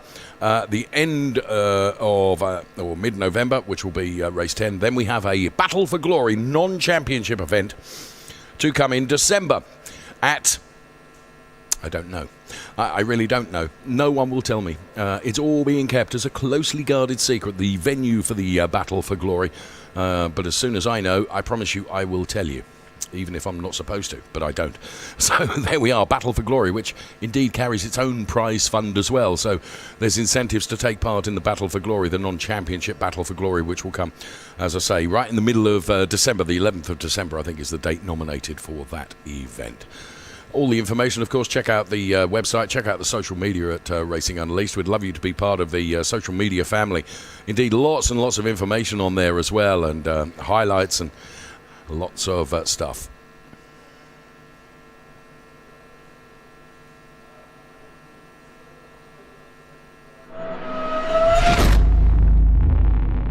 This is Racing Unleashed Beyond the Pinnacle.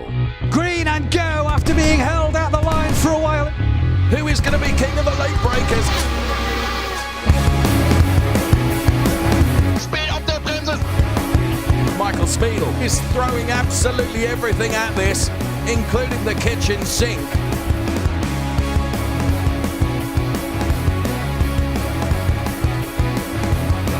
Disaster strikes. Unglaublich. ¡Wow! ¡Qué pelea! I'm loving this.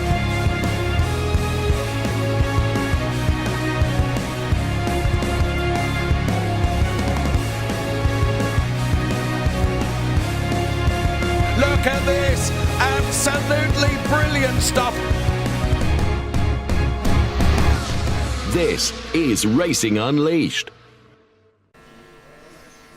Tiziano Caponio then will be going from P21 on the grid for our Challenger race, situated here in Kemptal in just outside Zurich in Switzerland. So Tiziano Caponio going from P21 on the grid. This is the confirmed grid then that we are bringing you.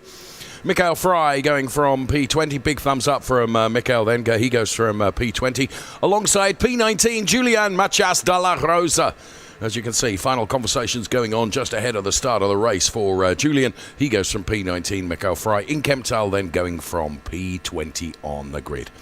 So the grid confirmed after race control took a look at all the knockout qualifying and all the incidents and action that happened in that, and pleasingly only a couple of penalties were awarded during the course of that knockout qualifying. So we continue to work our way through the grid of drivers then that will be competing here at Brands Hatch as we reach the halfway stage in the season. As we still see Michael Frey and also Julian Machas de la Rosa in the final stages of preparation ahead of the start of the race. So P19 and P20. Felipe Gonzalez will be going from P18. Felipe Gonzalez, he's in Madrid, and Luca Keller, he goes from P17 on the grid. He's in our lounge in Calm. Good afternoon to you, Luca. What can you expect from this race on the British roller coaster, my friend? Good afternoon. Thank you very much for having me. To be honest, I don't really know what to expect. I will probably just, my focus is to drive my own race, not really focus on the other drivers, just drive clean, stay on the track, and yeah, hopefully like that I can gain some positions on the track. We are counting on it. Luca Keller, we wish you the best of luck. Have a great race. He's speaking to us live from Calm. Thank you very much for your time. Luca Keller, he is going from P17 on the grid. We move through it and then we take a look at the next row, and the next row contains Marcus Valverde. Now, Marcus, in my opinion, is out of position, and therefore he's going to be one to watch going from P16. Jose Miguel in Madrid goes from P15 on the grid. So that is the 8th row of our starting grid for the Challenger race to come here at Brands Hatch. So Marcus Valverde and Jose Miguel, and all Madrid line up there. One of our fit and faster competitors, and is always fit and always fast out there on the track as well, is Thomas Herzog. You said to me off the air, Thomas, qualifying, you know, you're not bothered about that because you're going to let the race do the talking for you, and a lot of overtaking you suggested. Yes, exactly. It's pretty difficult here to race with 22 others competitors, and yeah, pretty difficult. Well, Thomas, if anyone can do it, you can, and we wish you the best of luck for the race. So thanks very much to Thomas Herzog here in Kemptal talking to us as well. Now, he has Fabian Meyer alongside him for company. Fabian Meyer and Thomas Herzog then complete the 7th row of our grid. Tyler Klausch and Michael Farland, they go from P11 and P12 respectively. So the 6th row of the grid, Michael Farland, father of course of Nico Farland, they are going from P11 and P12. Michael Farland and Tyler Klausch, both of them in Munich. Then we find Ciro Zambra. He goes from P10. He's based in Zurich. And going from P9 in our Munich lounge is Nico Farland. And a big smile from Nico. Good afternoon to you. Best of luck here at Brands Hatch. Now, I have a bit of favouritism, Nico, because, of course, it's my track. It's in the UK. You're out there, you're on the grid, and you're on the grid with your father. What a thrill is that, Nico, to try and beat the old man? Yeah, it's nice to drive with my father, so maybe I can learn him to get him a little bit faster for the next time. So maybe he can block some people for me in the knockout. Yes, use him something of a blocker. That's a good strategy, Nico. Yes. We wish you the best of luck, Nico Farland, in Munich. Thank you. And thank you very much. Thank you for your honesty. Really appreciate that. So Nico Farland going from P9 wants the old man to become something of a roadblock. Okay, we'll see if we can do that. P8 is David Seed, and P7 is Sinan Demurbas. Hopefully we can speak to David Seed then. He's in Madrid. David, of course, you have a commanding position at the top of the championship at the moment. And dare I say it, on the 4th row of the grid, David, all your focus is going to be on overtaking, surely? Yes. My main objective is to, obviously, win the race, but maybe a podium would be nice, but I want to win, so I'm going with all I have. We know that you're going to deliver a great race for us. David Seed then has already said to us on the air he's going for the win. He'd settle for a podium, but he's going to go for the win. Well done, David Seed. Thank you for talking to us. Sinan Demurbas going from P7. And Yannick Schmidt, he goes from P6. And Yannick Pletcher, our language expert that we heard from earlier on, he goes from P5. So that is the 3rd row of the grid. So best of luck to the two Yannicks there, Schmidt and Pletcher. Ondrin Kiefer then, who had the save of the day in the knockout qualifying, he goes from P4. Going from P3, Stefan Julmi. Stefan then, gloves on, ready, and you can see the focus. So Stefan and Ondrin are on the 2nd row of the grid, and then we get to the sharp end of the grid, of course, the 1st row. Ronnie Hettinger going from P2 on the grid. He's based in our lounge in Calm. And then going from pole position, we spoke to him at the end of knockout qualifying. That's Dario Arpa. And Dario then has already explained the strategy that he had for qualifying, the knockout qualifying. Presumably, Dario, you will be applying exactly the same strategy for the race.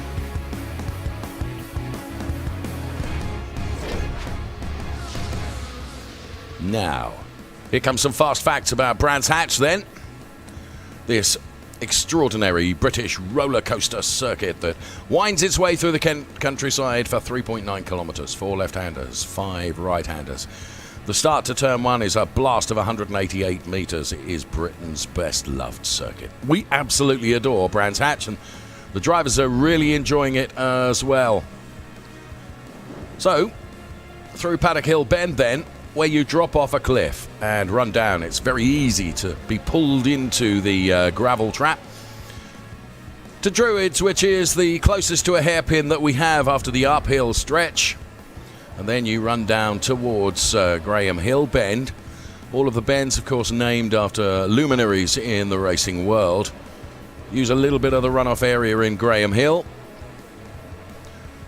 And then as we go out to the back of the circuit, because we use the full GP circuit, this is the Westfield Bend.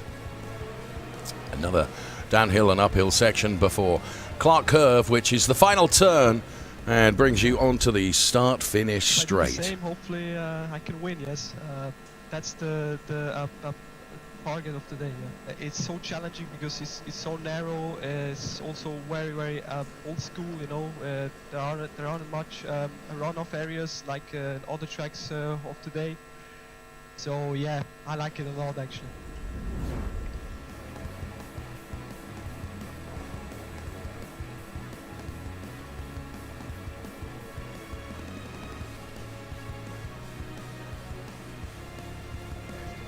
So we heard from Dario Arpa then, and this, of course, was the conclusion of the Rocket F4 British Championship. And out of it, it is going to be 2 victories here at the Bolton final for Monica Bolton-Ramos, as she should be our racing stop. Final corner, Deegan Fairclough, and he's done it. It's 2 victories for Deegan Fairclough and 26 points apiece as well. Fastest laps in both, and he cannot believe what has just happened. That is a life-changing moment. It was a fantastic competition. The F4 Esports competition using our simulators from Racing Unleashed. Right, here we go then. We are on the grid, and very quickly the lights have gone out, and a poor start from our pole sitter, but he manages to gather it all up, and he's under pressure from Stefan Julmi, runs him a bit wide. So Dario Arpa, where it could have gone so horribly wrong for him, as it goes wrong for nearly every other car on the grid, as you can see, huge pile-ups. Big beneficiary of that was David Seed, who took no part in it whatsoever.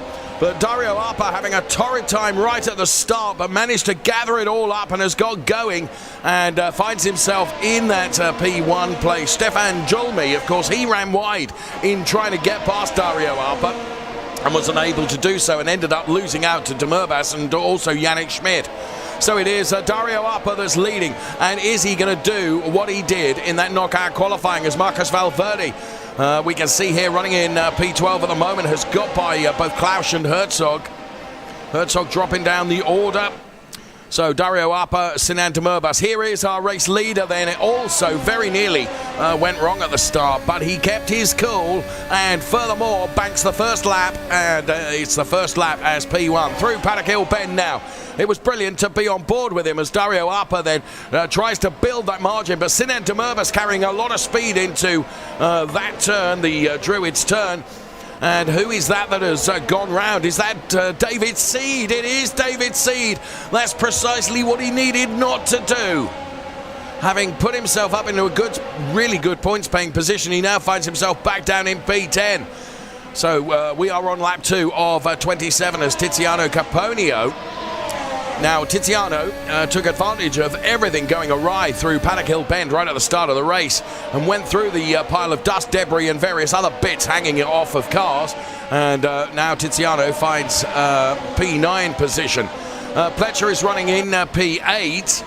So we continue to follow Tiziano Caponio, who has now David Seed for company right behind. And David Seed, with that very, very rare error, will be wanting to right the wrongs of that. Sinan Demurbas sets the fastest lap in his quest to get on terms with Dario Arpa. Let's go on board with David Seed then. Fully focused, fully concentrating. Brakes at the very last minute for Paddock Hill Bend. And this was the scene of where everything went wrong right in the early start of this. And Jose Machas de la Rosa now with the fastest lap, a 1:03.600. And currently running down there in the order at the moment is Ondrin Kaifer in P6. Here's Ciro Zambra then.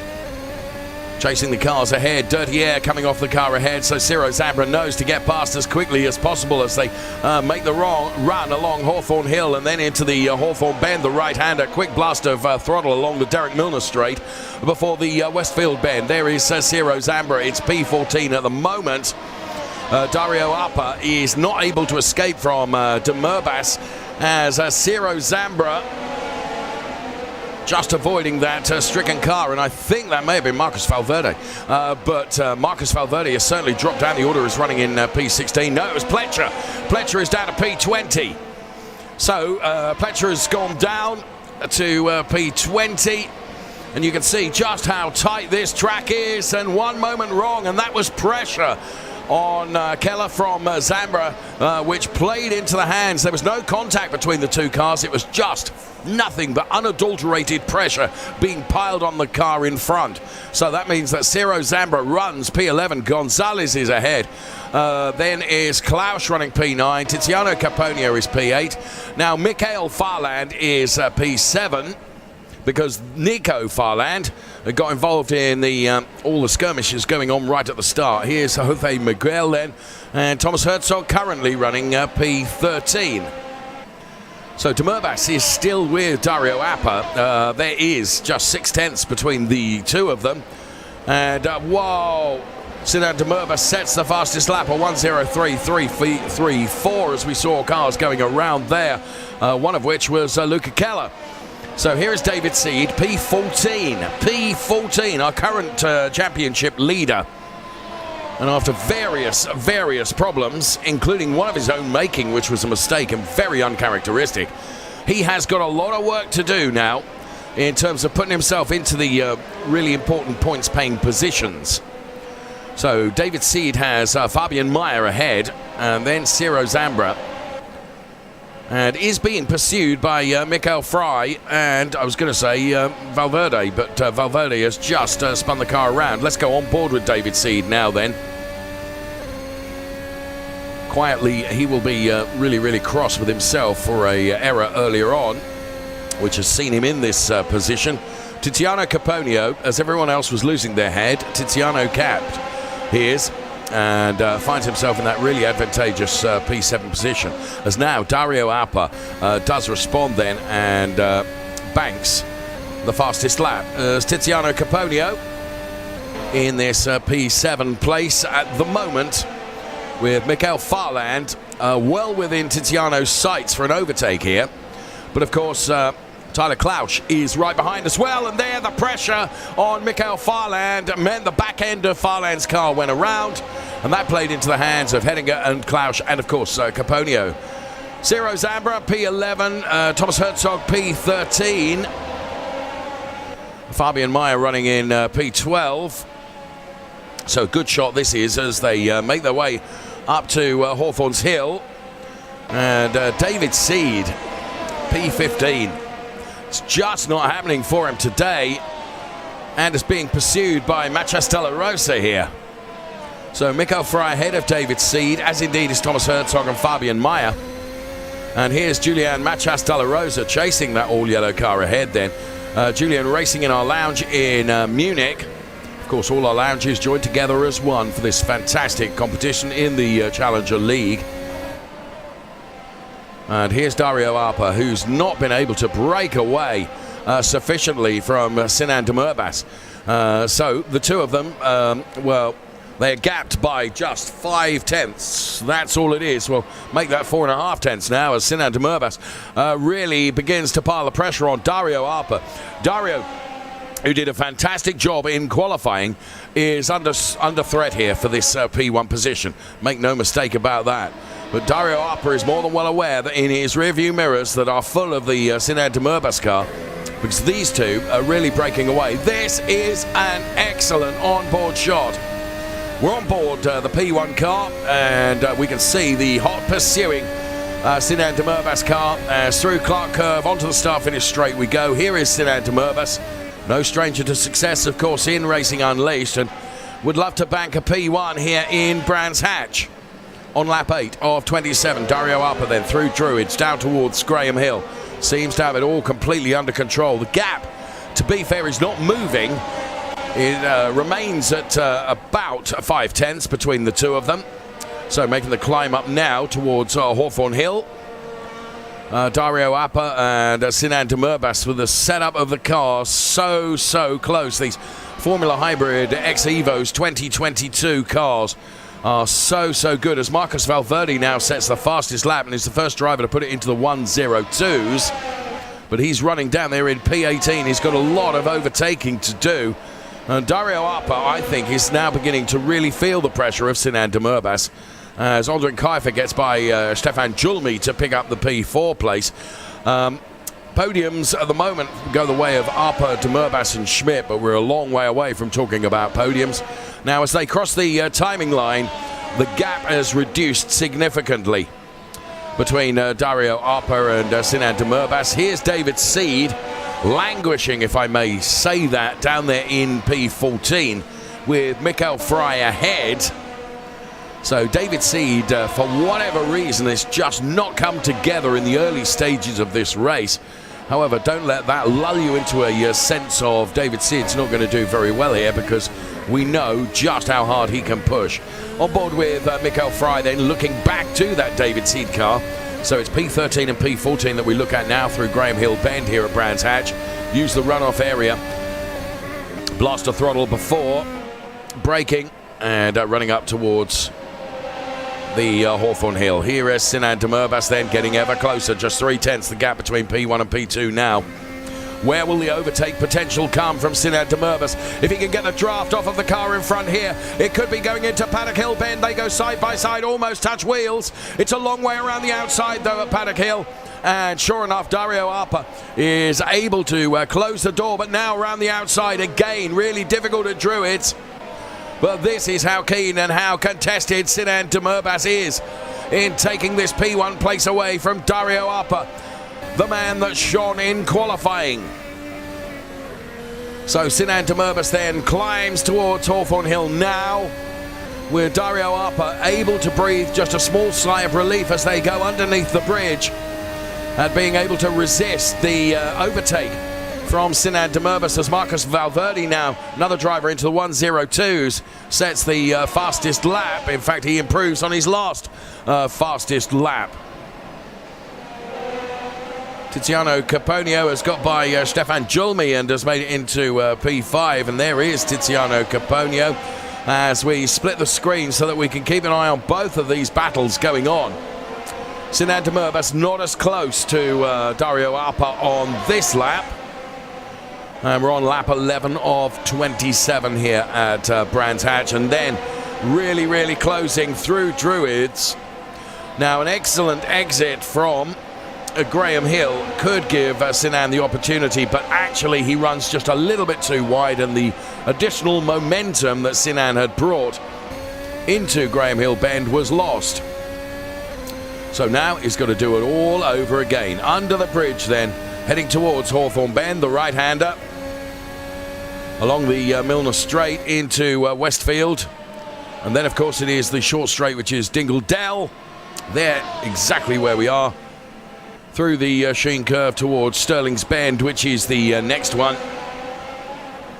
And Sinan Demirbaş then, with Yannick Schmidt running in P3. These drivers are a good couple of seconds ahead of the P3 driver. So rather than Dario Appa having just broken away himself, basically P1 and P2 have broken away from the rest of the pack. But now I think Dario Appa seems to have got everything completely under control. This is Ciro Zambra running in P7 all on his own. So heading behind and Julmi ahead, but Ciro Zambra, as you can see, gapped between those two cars that are running in P6 and P8. And David Seed, whilst we've been watching this, has put the car into P11. So Sinan Demirbaş that we are on board with now, because Dario Appa obviously made a mistake somewhere, because Sinan Demirbaş is now leading, and not only did he, Dario Appa, lose out on P1, but lost out on P2 as well, because Yannick Schmidt went by. So obviously a problem for Dario Appa, and now our new race leader is Sinan Demirbaş. So here is Sinan then around the Clark curve and onto the start-finish straight. and completes his first lap as leader of this race. And David Seed then pursuing Thomas Herzog ahead. Thomas Herzog here in Chemtel in our lounge, and David Seed, of course, racing in Madrid, as I think that was Mikael Fry that just ran off the track there in the background. So David Seed is pursuing Thomas Herzog as we go on board with the Thomas Herzog car here. Seed gets close enough to dive it to the inside, going into Paddock Hill. That'll be a slam dunk, and he will go through. Good move by David Seed, then set that up perfectly along the start-finish straight, dive to the inside for Paddock Hill Bend. And once he'd done that, there was nothing that Thomas Herzog was going to be able to do to try and prevent David Seed coming through. Here's Yannick Pletcher then, who's now chasing Thomas Herzog. So let's go on board with Yannick Pletcher, of course, so successful in our last round at Mugello. At the moment he's out of the points, but a points-paying finish is not out of the question for Yannick Pletcher. Fabian Meyer finds the gravel trap, bounces through it. Thankfully, I was going to say thankfully every other car avoided, but in the end they didn't. That's played into the hands of Yannick Pletcher, because I think it was the car of Thomas Herzog that was collected. So David Seed now is up to P9 with Yannick Pletcher running in P10. But Pletcher is a long way back on David Seed now. In fact, there you can just see the Yannick Pletcher car coming into shot, coming up Paddock Hill. But this is David Seed then, who's running P9 now.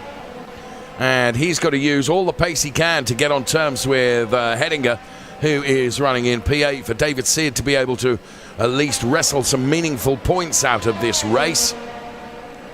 Just past the halfway point in the race, as Mikael Farland found the grass, but manages to find himself ahead of Luca Keller as they continue to race on. De Murbas and Yannick Schmidt then are P1 and P2. Here's Mikael Farland running in P16 with Fabian Meyer up ahead, and then Klausch, and then Herzog. So P16 for Mikael Farland, ahead of Nico Farland, who's running P18 or P19. Here's Luca Keller then. And Luca Keller knows that he's quicker than Mikael Farland, but he's got to find a way by. And that isn't easy necessarily here at Brands Hatch. Now let's see if he'll do what David Seed did. And is he close enough to be able to get to the inside of Mikael Farland going into Paddock Hill? I don't think he is. So he runs wide. That costs him a few 100ths of speed, to be honest, and allows Luca Keller to get a bit closer. Allows Matias de la Rosa also to get closer too. So here is Julian Matias de la Rosa that we're on board with, using that runoff area out of the Graham Hill Bend then. Left-hander now, climb uphill, Hawthorne Hill. And David Seed, P9, is reeling Hedinger in. So David Seed then is focusing and targeting the P8 position and is getting ever closer.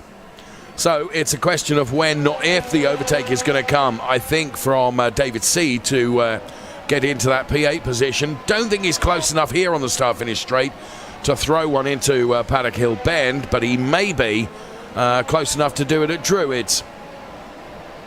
No, not the king of the late breakers going through Druids, so it may take another half a lap or so for him to get on terms with the all-red Hedinger car, this Formula Hybrid X Evo 2022 car that is the simulator used in Racing Unleashed. This is Mikael Fry then. Yannick Pletcher in the purple colours ahead, just rounding and heading up now towards the Hawthorne is Mikael Fry, and David Seed then, as I predicted, has got closer, but he's still some 4/10ths behind. Is he going to line up a move going into turn number one this time around, because it's now through Stirling's Bend and Clearways and into Clark Curve, which is where we find the drivers now, but actually Hedinger has got it all under control and is able to complete and keep a significant gap between himself and David Seed. However, Matias de la Rosa, who's running in P18, is fancying fighting away by the car of Mikael Farland ahead. So here is Julian Matias de la Rosa racing in our lounge in Munich with as we cross the timing line. 10 laps remaining in this race. We're on lap 17 of 27. De Murbas leading by 2.7 seconds over Yannick Schmidt. Let's take a look at a replay of the start then. And this is where our pole sitter really bogged down. You can see did not get away well at all. And that really played into the hands of the second row, especially as they all entered here. This Paddock Hill bend. Stefan Julmi very nearly taking the lead of the race, but then squeezed out, and you can see a number of drivers are squeezed out, and this is where there were all sorts of skirmishes going on. Now, those that were clever enough to find a way by without being affected by everything that was going on included the likes of Tiziano Caponio at that time, and also David Sid, who, as you could see, made his way up into P6 in one point, and now finds himself in P9. This is Marcos Valverde, who in the second half of this race has really performed as we expect to see Marcos Valverde performing. He's up to P11, and this is Sinan de Murbas then, who's got relatively clean and tidy tarmac ahead of him. On lap 18 of 27, he's about to break the timing beam now, and Sinan de Murbas leading Yannick Schmidt, and is significantly quicker by some 0.4 than Yannick Schmidt, which means the gap between de Murbas and Schmidt is some 3.267 seconds now. Dario Arpa, well, is going to try and bank a podium out of this, but will be very, very disappointed that he is P3 as he dropped down the order. We didn't see the reason why, but it was obviously some error from Dario Arpa. We can only assume that saw him passed by both Sinan de Murbas and Yannick Schmidt. So Andrin Kaifer running in P4 with Tiziano Caponio then, as I mentioned, one of those that took advantage of the everything that was going on at the start. So good drive here in Kemptal from Tiziano Caponio. And Sinan de Murbas continuing to increase his margin to something like 3.5 seconds now over Yannick Schmidt. So Tiziano Caponio chasing down Andrin Kaifer. Andrin, of course, he of the biggest save in the knockout qualifying, as David Seed now really pursuing the car in front. Where can David Seed make a move on this car and elevate himself from P9 into P8? It's Hedinger that he's trying to get by, and this is Tyler Klausch, who is running P14. Machas de la Rosa then is keen to get by, and in his quest to get by runs out onto the grass. So Mikael Farland is under pressure from Machas de la Rosa, but thus far has been able to maintain that place. See a new fastest lap coming from Marcos Valverde as the fuel level in the car, virtual fuel level, reduces, so the car gets a little bit quicker. And here is David Seed, who's trying to find something extra he can, because he's sat for a long time behind Hedinger and has not been able to find a way by. Overtaking not easy at Brands Hatch. Here's Andrin Kaifer running through Clark Curve now onto the start-finish straight. And Andrin Kaifer breaks the beam of the timing signal in that P4 position, being chased by Tiziano Caponio. Rounding Druids now.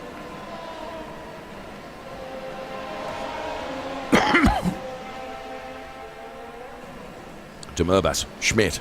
De Murbas now with 4.1 seconds ahead of Schmidt, and Dario Arpa is getting closer and closer and closer to Yannick Schmidt. There's going to be a fight going on for P2 in a moment. Tiziano Caponio continuing to try and find a way by Andrin Kaifer. De Murbas, Schmidt, Dario Arpa then are the top three. And as I say, just looking at the graphics on the left-hand side of the screen, you can see the gap from P2 and P3 was coming down significantly. Here is David Seed then, still piled up behind this car of Hedinger ahead. And fair play to Hedinger, who's not yielded to the pressure and is still able to show a clean pair of heels to David Seed for the moment. Marcos Valverde then, who has been setting a sequence of fastest laps as we get into the final 5 laps of this race. Let's go on board with Marcus Valverde now, trying to find a way by. It's difficult around the outside here at Druids. Really denied, but good effort from Marcus Valverde trying to find a way past Yannick Pletcher. Yannick Pletcher, though, is able to metaphorically stick his elbows out and thus far deny Marcus Valverde, which will be frustrating for Marcus, as everything he throws at this thus far has not been enough. Yannick Pletcher, of course, on the podium in Mugello at our last round of the Challenger League in Racing Unleashed, as we go on board with the Yannick Pletcher car now. And that is a mistake from Marcus Valverde, and Yannick Pletcher will benefit from that because all of a sudden Marcus Valverde, who was right up his trumpet, isn't anymore. David Seed has managed to get by Hedinger. So you can see from the graphics on the left-hand side of your screen that David Seed now finds himself in P8. De Murbas, Schmidt, Arpa, the 1, 2, 3. There is David Seed then, having successfully got by Hedinger in the end. And it did take him a long time to do that. And now Hedinger falling prey to Yannick Pletcher. Ondrej Kuyfer not on the podium, but you can see a podium potential here, because Ondrej Kuyfer is running in P4 and is really reeling in Dario Arpa now. There is Arpa in the green car. There's Ondrej Kuyfer. And on lap 24 of 27, Ondrej Kuyfer knows that a podium is definitely on the cards here. However, what Ondrej's got to be aware of is the fact that Caponio and Zambras are right behind as well. So in a bold and ambitious move to try and get by Ondrej Kuyfer, he doesn't want to lose out to the likes of Tiziano Caponio and also Ciro Zambra. So here is Ondrej Kuyfer. Really now just showing his face to the inside of the Dario Arpa car, then losing a bit of momentum as he runs out onto the grass. And that does allow Tiziano Caponio to get a bit closer, although Caponio, with an error, allows Ciro Zambra to go through. So Ciro Zambra has gone through now, and Ciro Zambra will be doing the chasing on Ondrej Kuyfer and Dario Arpa. So this battle for the final podium place could become a three-way party very soon. With just a couple of laps of race distance to come here at Brands Hatch, this is Racing Unleashed and our Challenger League Championship race 5 of the 10-race season. Ciro Zambra coming good towards the end of the race. Sinan de Murbas leading from Yannick Schmidt, and Dario Arpa, who is at the head of this queue of cars, although as you can see he has something of a margin over Ondrej Kuyfer, who is a P4, and Ondrej Kuyfer now is going to be under real pressure from Ciro Zambra. Here comes Tyler Klausch then with Fabian Meyer, and Ciro Zambra now we go on board with. Ciro is beginning, if I dare say, to run out of time to be able to capitalize on the potential here. Sinan de Murbas with a good, very nearly 5-second over Yannick Schmidt and Dario Arpa. Then is Ondrej Kuyfer, Ciro Zambra, Tiziano Caponio, then Stefan Julmi, David Sid P8, Hedinger is P9, and Yannick Pletcher P10, and Marcus Valverde just out of the points in P11, despite having set some a sequence of fastest laps. Here's Yannick Pletcher then, who we are on board with now, running through, and has the Hedinger car in his target sights. But here at Brands Hatch, narrow, undulating, it's difficult to overtake. Ciro Zambra on the left-hand side of your screen, Yannick Pletcher on the right-hand side of your screen. And there is Ciro Zambra with Ondrej Kuyfer ahead. This is P5 and P4 in the fight that we're watching on the left-hand side of your screen. On the right-hand side of your screen, it's the fight between P9 and P10, and it's Yannick Pletcher that is P10 at the moment. We have started the final lap of this Challenger League race here at Brands Hatch, with Sinan Demirbaş 4.9 seconds to the good of Yannick Schmidt and Dario Arpa. Ciro Zambra steadfast in that P5, running out to the GP part of the circuit now with this left-hander, running up towards Hawthorne Hill, and then of course the right-hander, which is Hawthorne Bend. And the overtake opportunities are running out thick and fast for our drivers on the final lap of this race. A race that was led in the early stages by Dario Arpa, who did make a mistake, or didn't make a mistake, but just bogged down right at the start of the race and didn't get away well. And that played into the hands of many. But Sinan Demirbaş will be victorious at Brands Hatch in Munich. Well done, Sinan. He takes the win. And Yannick Schmidt takes P2, Dario Arpa P3, Ondrej Kajfer P4. There is Yannick Schmidt in Munich. So, as all the cars cross the line, David Seed manages to get P7.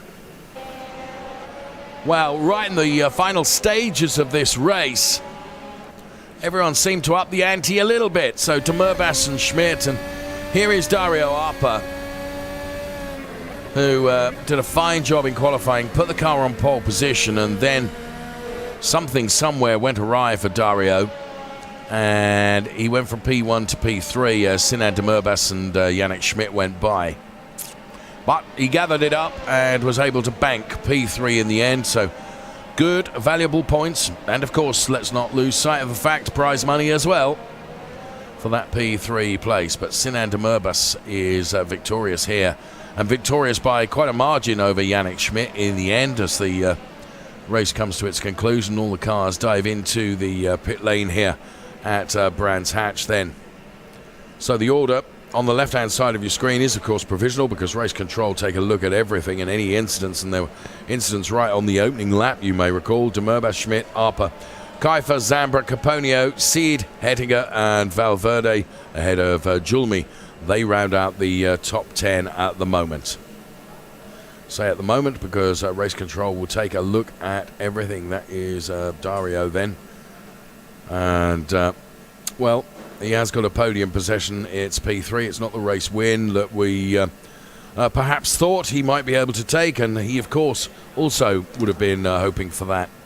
But it wasn't to be. Discussions going on at the end of the race, and he's chatting to Dave Ladamada there, who is one of our Racer League drivers. So talking to Dario Arpa there, the Challenger League and Racer League driver together there. Of course, many of the drivers in the Challenger League are hoping that they will be elevated to the Racer League in the next season. That, of course, is one of the ambitions. Dario. As his hand is shaken, Dario Arpa, then it's P3 that you take at the end. Where, because we didn't see it live, Dario, where did the lead go wrong for you?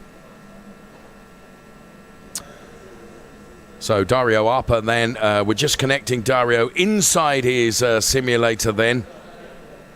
And it's P3 for Dario. Dario, can I ask you, because we didn't see it on the television, where did you lose the lead? Did you make a mistake or what?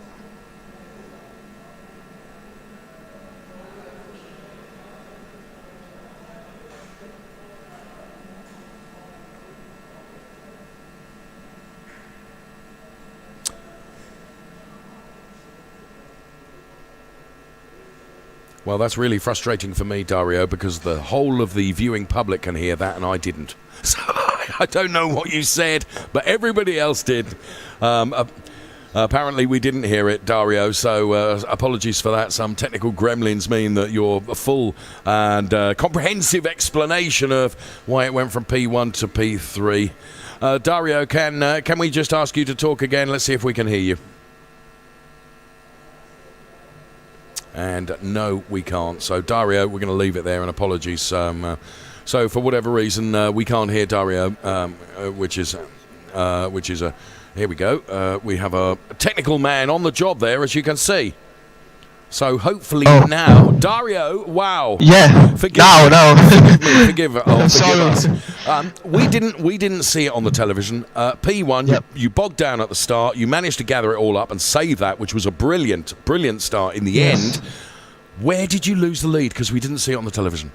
I think I lost the lead on turn 5 because at the exit of the corner I lost the car, and that was basically it. It was my mistake. Yeah. It takes a big man and a big racing driver to admit when they've made a mistake, and I have to say your recovery from the mistake right at the start, where you just seemed to bog down a little bit. Okay, taking all of that into consideration, Dario, you must be happy with your performance in qualifying and also your performance in the race, because you have taken a podium, P3. Apart from that mistake, yes, I'm pretty happy about the result in the end and my pace as well. So yeah, I agree, and you're going to be a one to watch throughout the rest of this season, and very, very excited we are to watch you as well. Many congratulations, Dario. Sorry it wasn't P1, but well done for your P3. It will be another time. Thank you. There you go. You've heard it from the man himself. It will be another time. Yes, there's no question he's got the pace, and thank you for bearing with us. One of our technicians went and turned on his headset for us, so we've heard from Dario Apper, who takes P3. Here you can see the racing lounges then, so we will do a tour of all our racing lounges then at the end of that Challenger League race. And what a great race it was as well. So much happening during the entire race.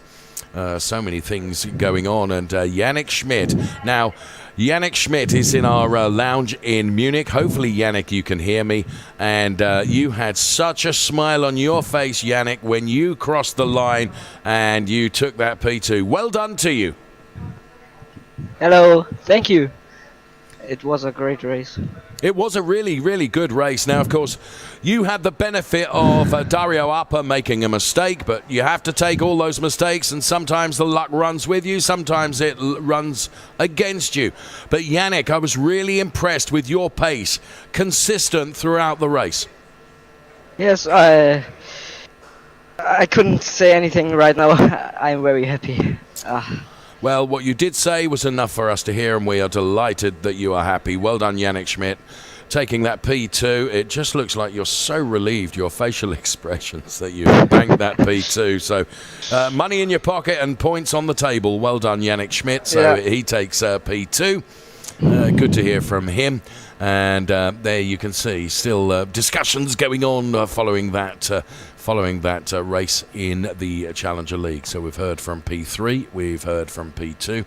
Only natural, of course, that we will be hearing just as soon as we can arrange it from our race winner as well. Of course, all the results are provisional until race control have decided that they're happy with everything as well. And in Munich, as you can see, scratching his head as if to say, where could I find another few 100s? Sinan de Merbas, you did not need to, because you were awesome. And you took the chance when it came. And the thing is, as a racing driver, Sinan, sometimes, as I was saying earlier on to Dario, sometimes luck doesn't run with you, sometimes it does, and you just have to seize those opportunities, and you did that. P1, well done, friend. Thank you. I mean, I never ever expected to do it at this track. I knew at some point I would get my shot at the win, but I just tried to win the slowest race possible, don't do any mistakes, my time will come. I knew where the grip was and where we should place my car into turn 1 and turn 2, and then it just worked out perfectly. So, Sinan, the Brands Hatch GP circuit, obviously I'm biased because I'm British and I love the place. It is a difficult circuit, and it's hard for you guys to find somewhere to overtake as well, isn't it? So it's a real roller coaster, a real challenge for you. Yeah, I mean, consistency is key, patience is key. You can't force anything at this track. You just have to wait and put the guy ahead under pressure. Once I had the lead, I just tried to do slow lap times, consistent, don't go off, and just bring it home, basically. It sounds to me, Sinan, that the strategic plan that you had put out there worked, because you are race winner. Congratulations, Sinan de Merbas. Thank you so much.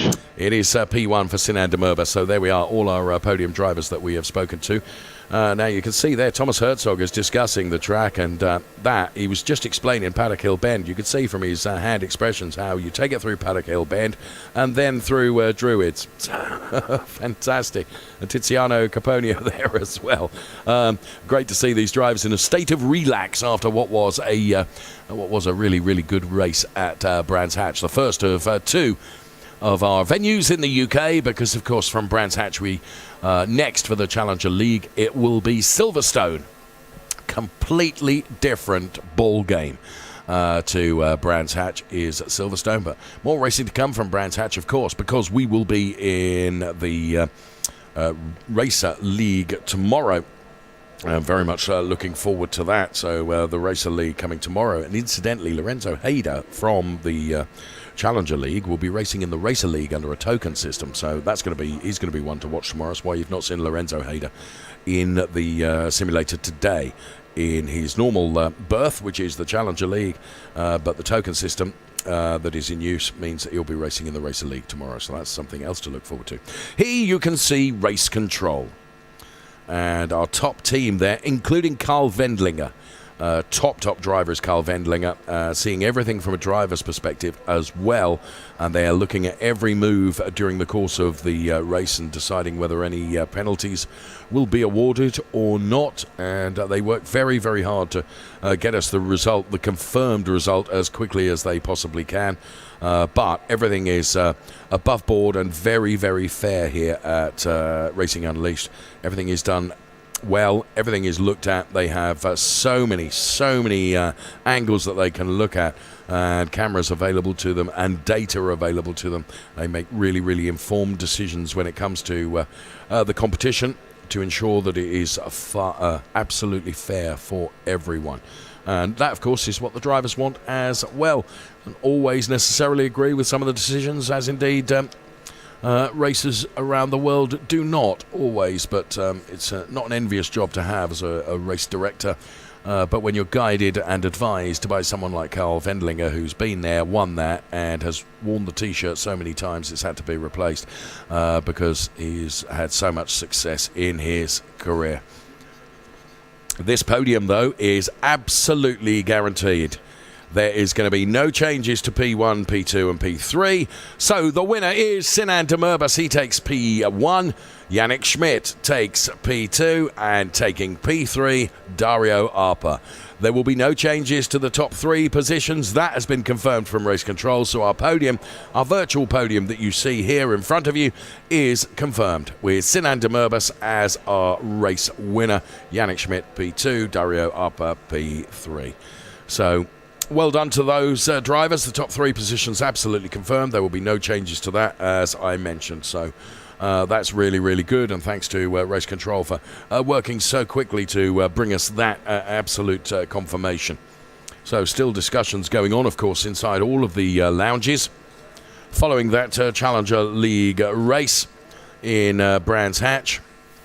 And here comes the first of our podium ceremonies as Dario Arpa receives his P3 trophy, literally just underneath me here in our studio. And good applause for everyone, and thank you very much. Well done, Dario. He takes P3. Nice to see other drivers as well saluting Dario for taking that P3 place on the real podium.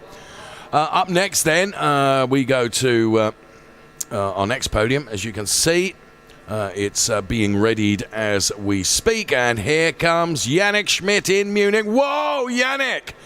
He nearly fell off the podium. That would have been something that I would have talked about for years, Yannick. Yannick Schmidt then takes P2 in Munich. And I have to say, Yannick, the staff at Racing Unleashed is excited as you are at taking that P2. Well done. Photographs are taken. Big smile. And medal is around the neck. So P2 for Yannick Schmidt on the podium. Oh, well done, friend. Delighted for you. I'd have so laughed if you had fell off the podium. I don't mean that I would want you to do yourself any injury, of course, but it would have been hilarious. So Yannick Schmidt is P2. Careful how you get off the podium, friend. Do you want me to get your stepladder organised in Munich? Nah, you'll be all right.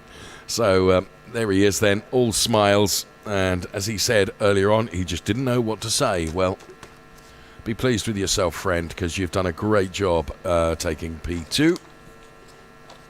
So we've seen our P3 podium. We've seen our P2 podium. That, of course, means that it's just the race winner to be awarded. Sinan de Murbas. And to the top step of the podium then. Congratulations are offered and afforded. And here comes the award then of the medal. P1 then for our race winner. Absolutely great stuff. So P1 and P2, of course, on the same podium because they were based in the same lounge. Both of them onto the top step of the podium for a really nice photograph and nice image for us on television as well. Awesome. P1 and P2.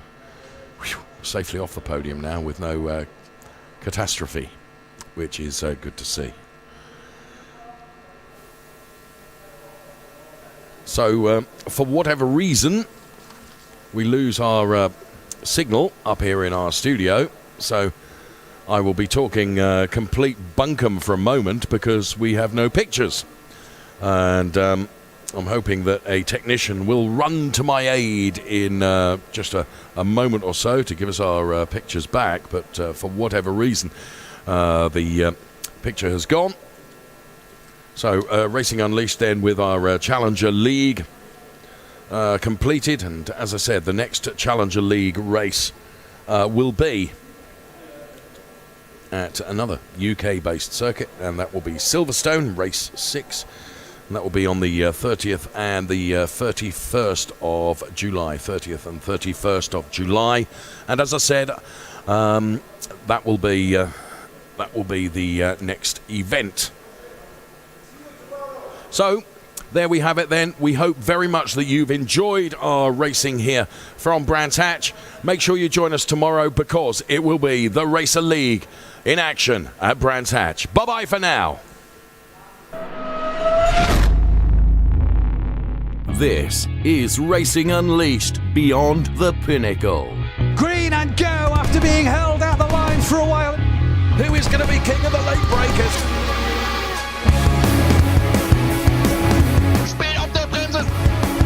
Michael Speedle is throwing absolutely everything at this, including the kitchen sink.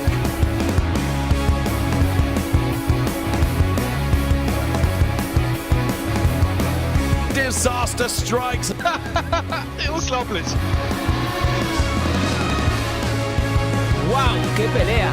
I'm loving this.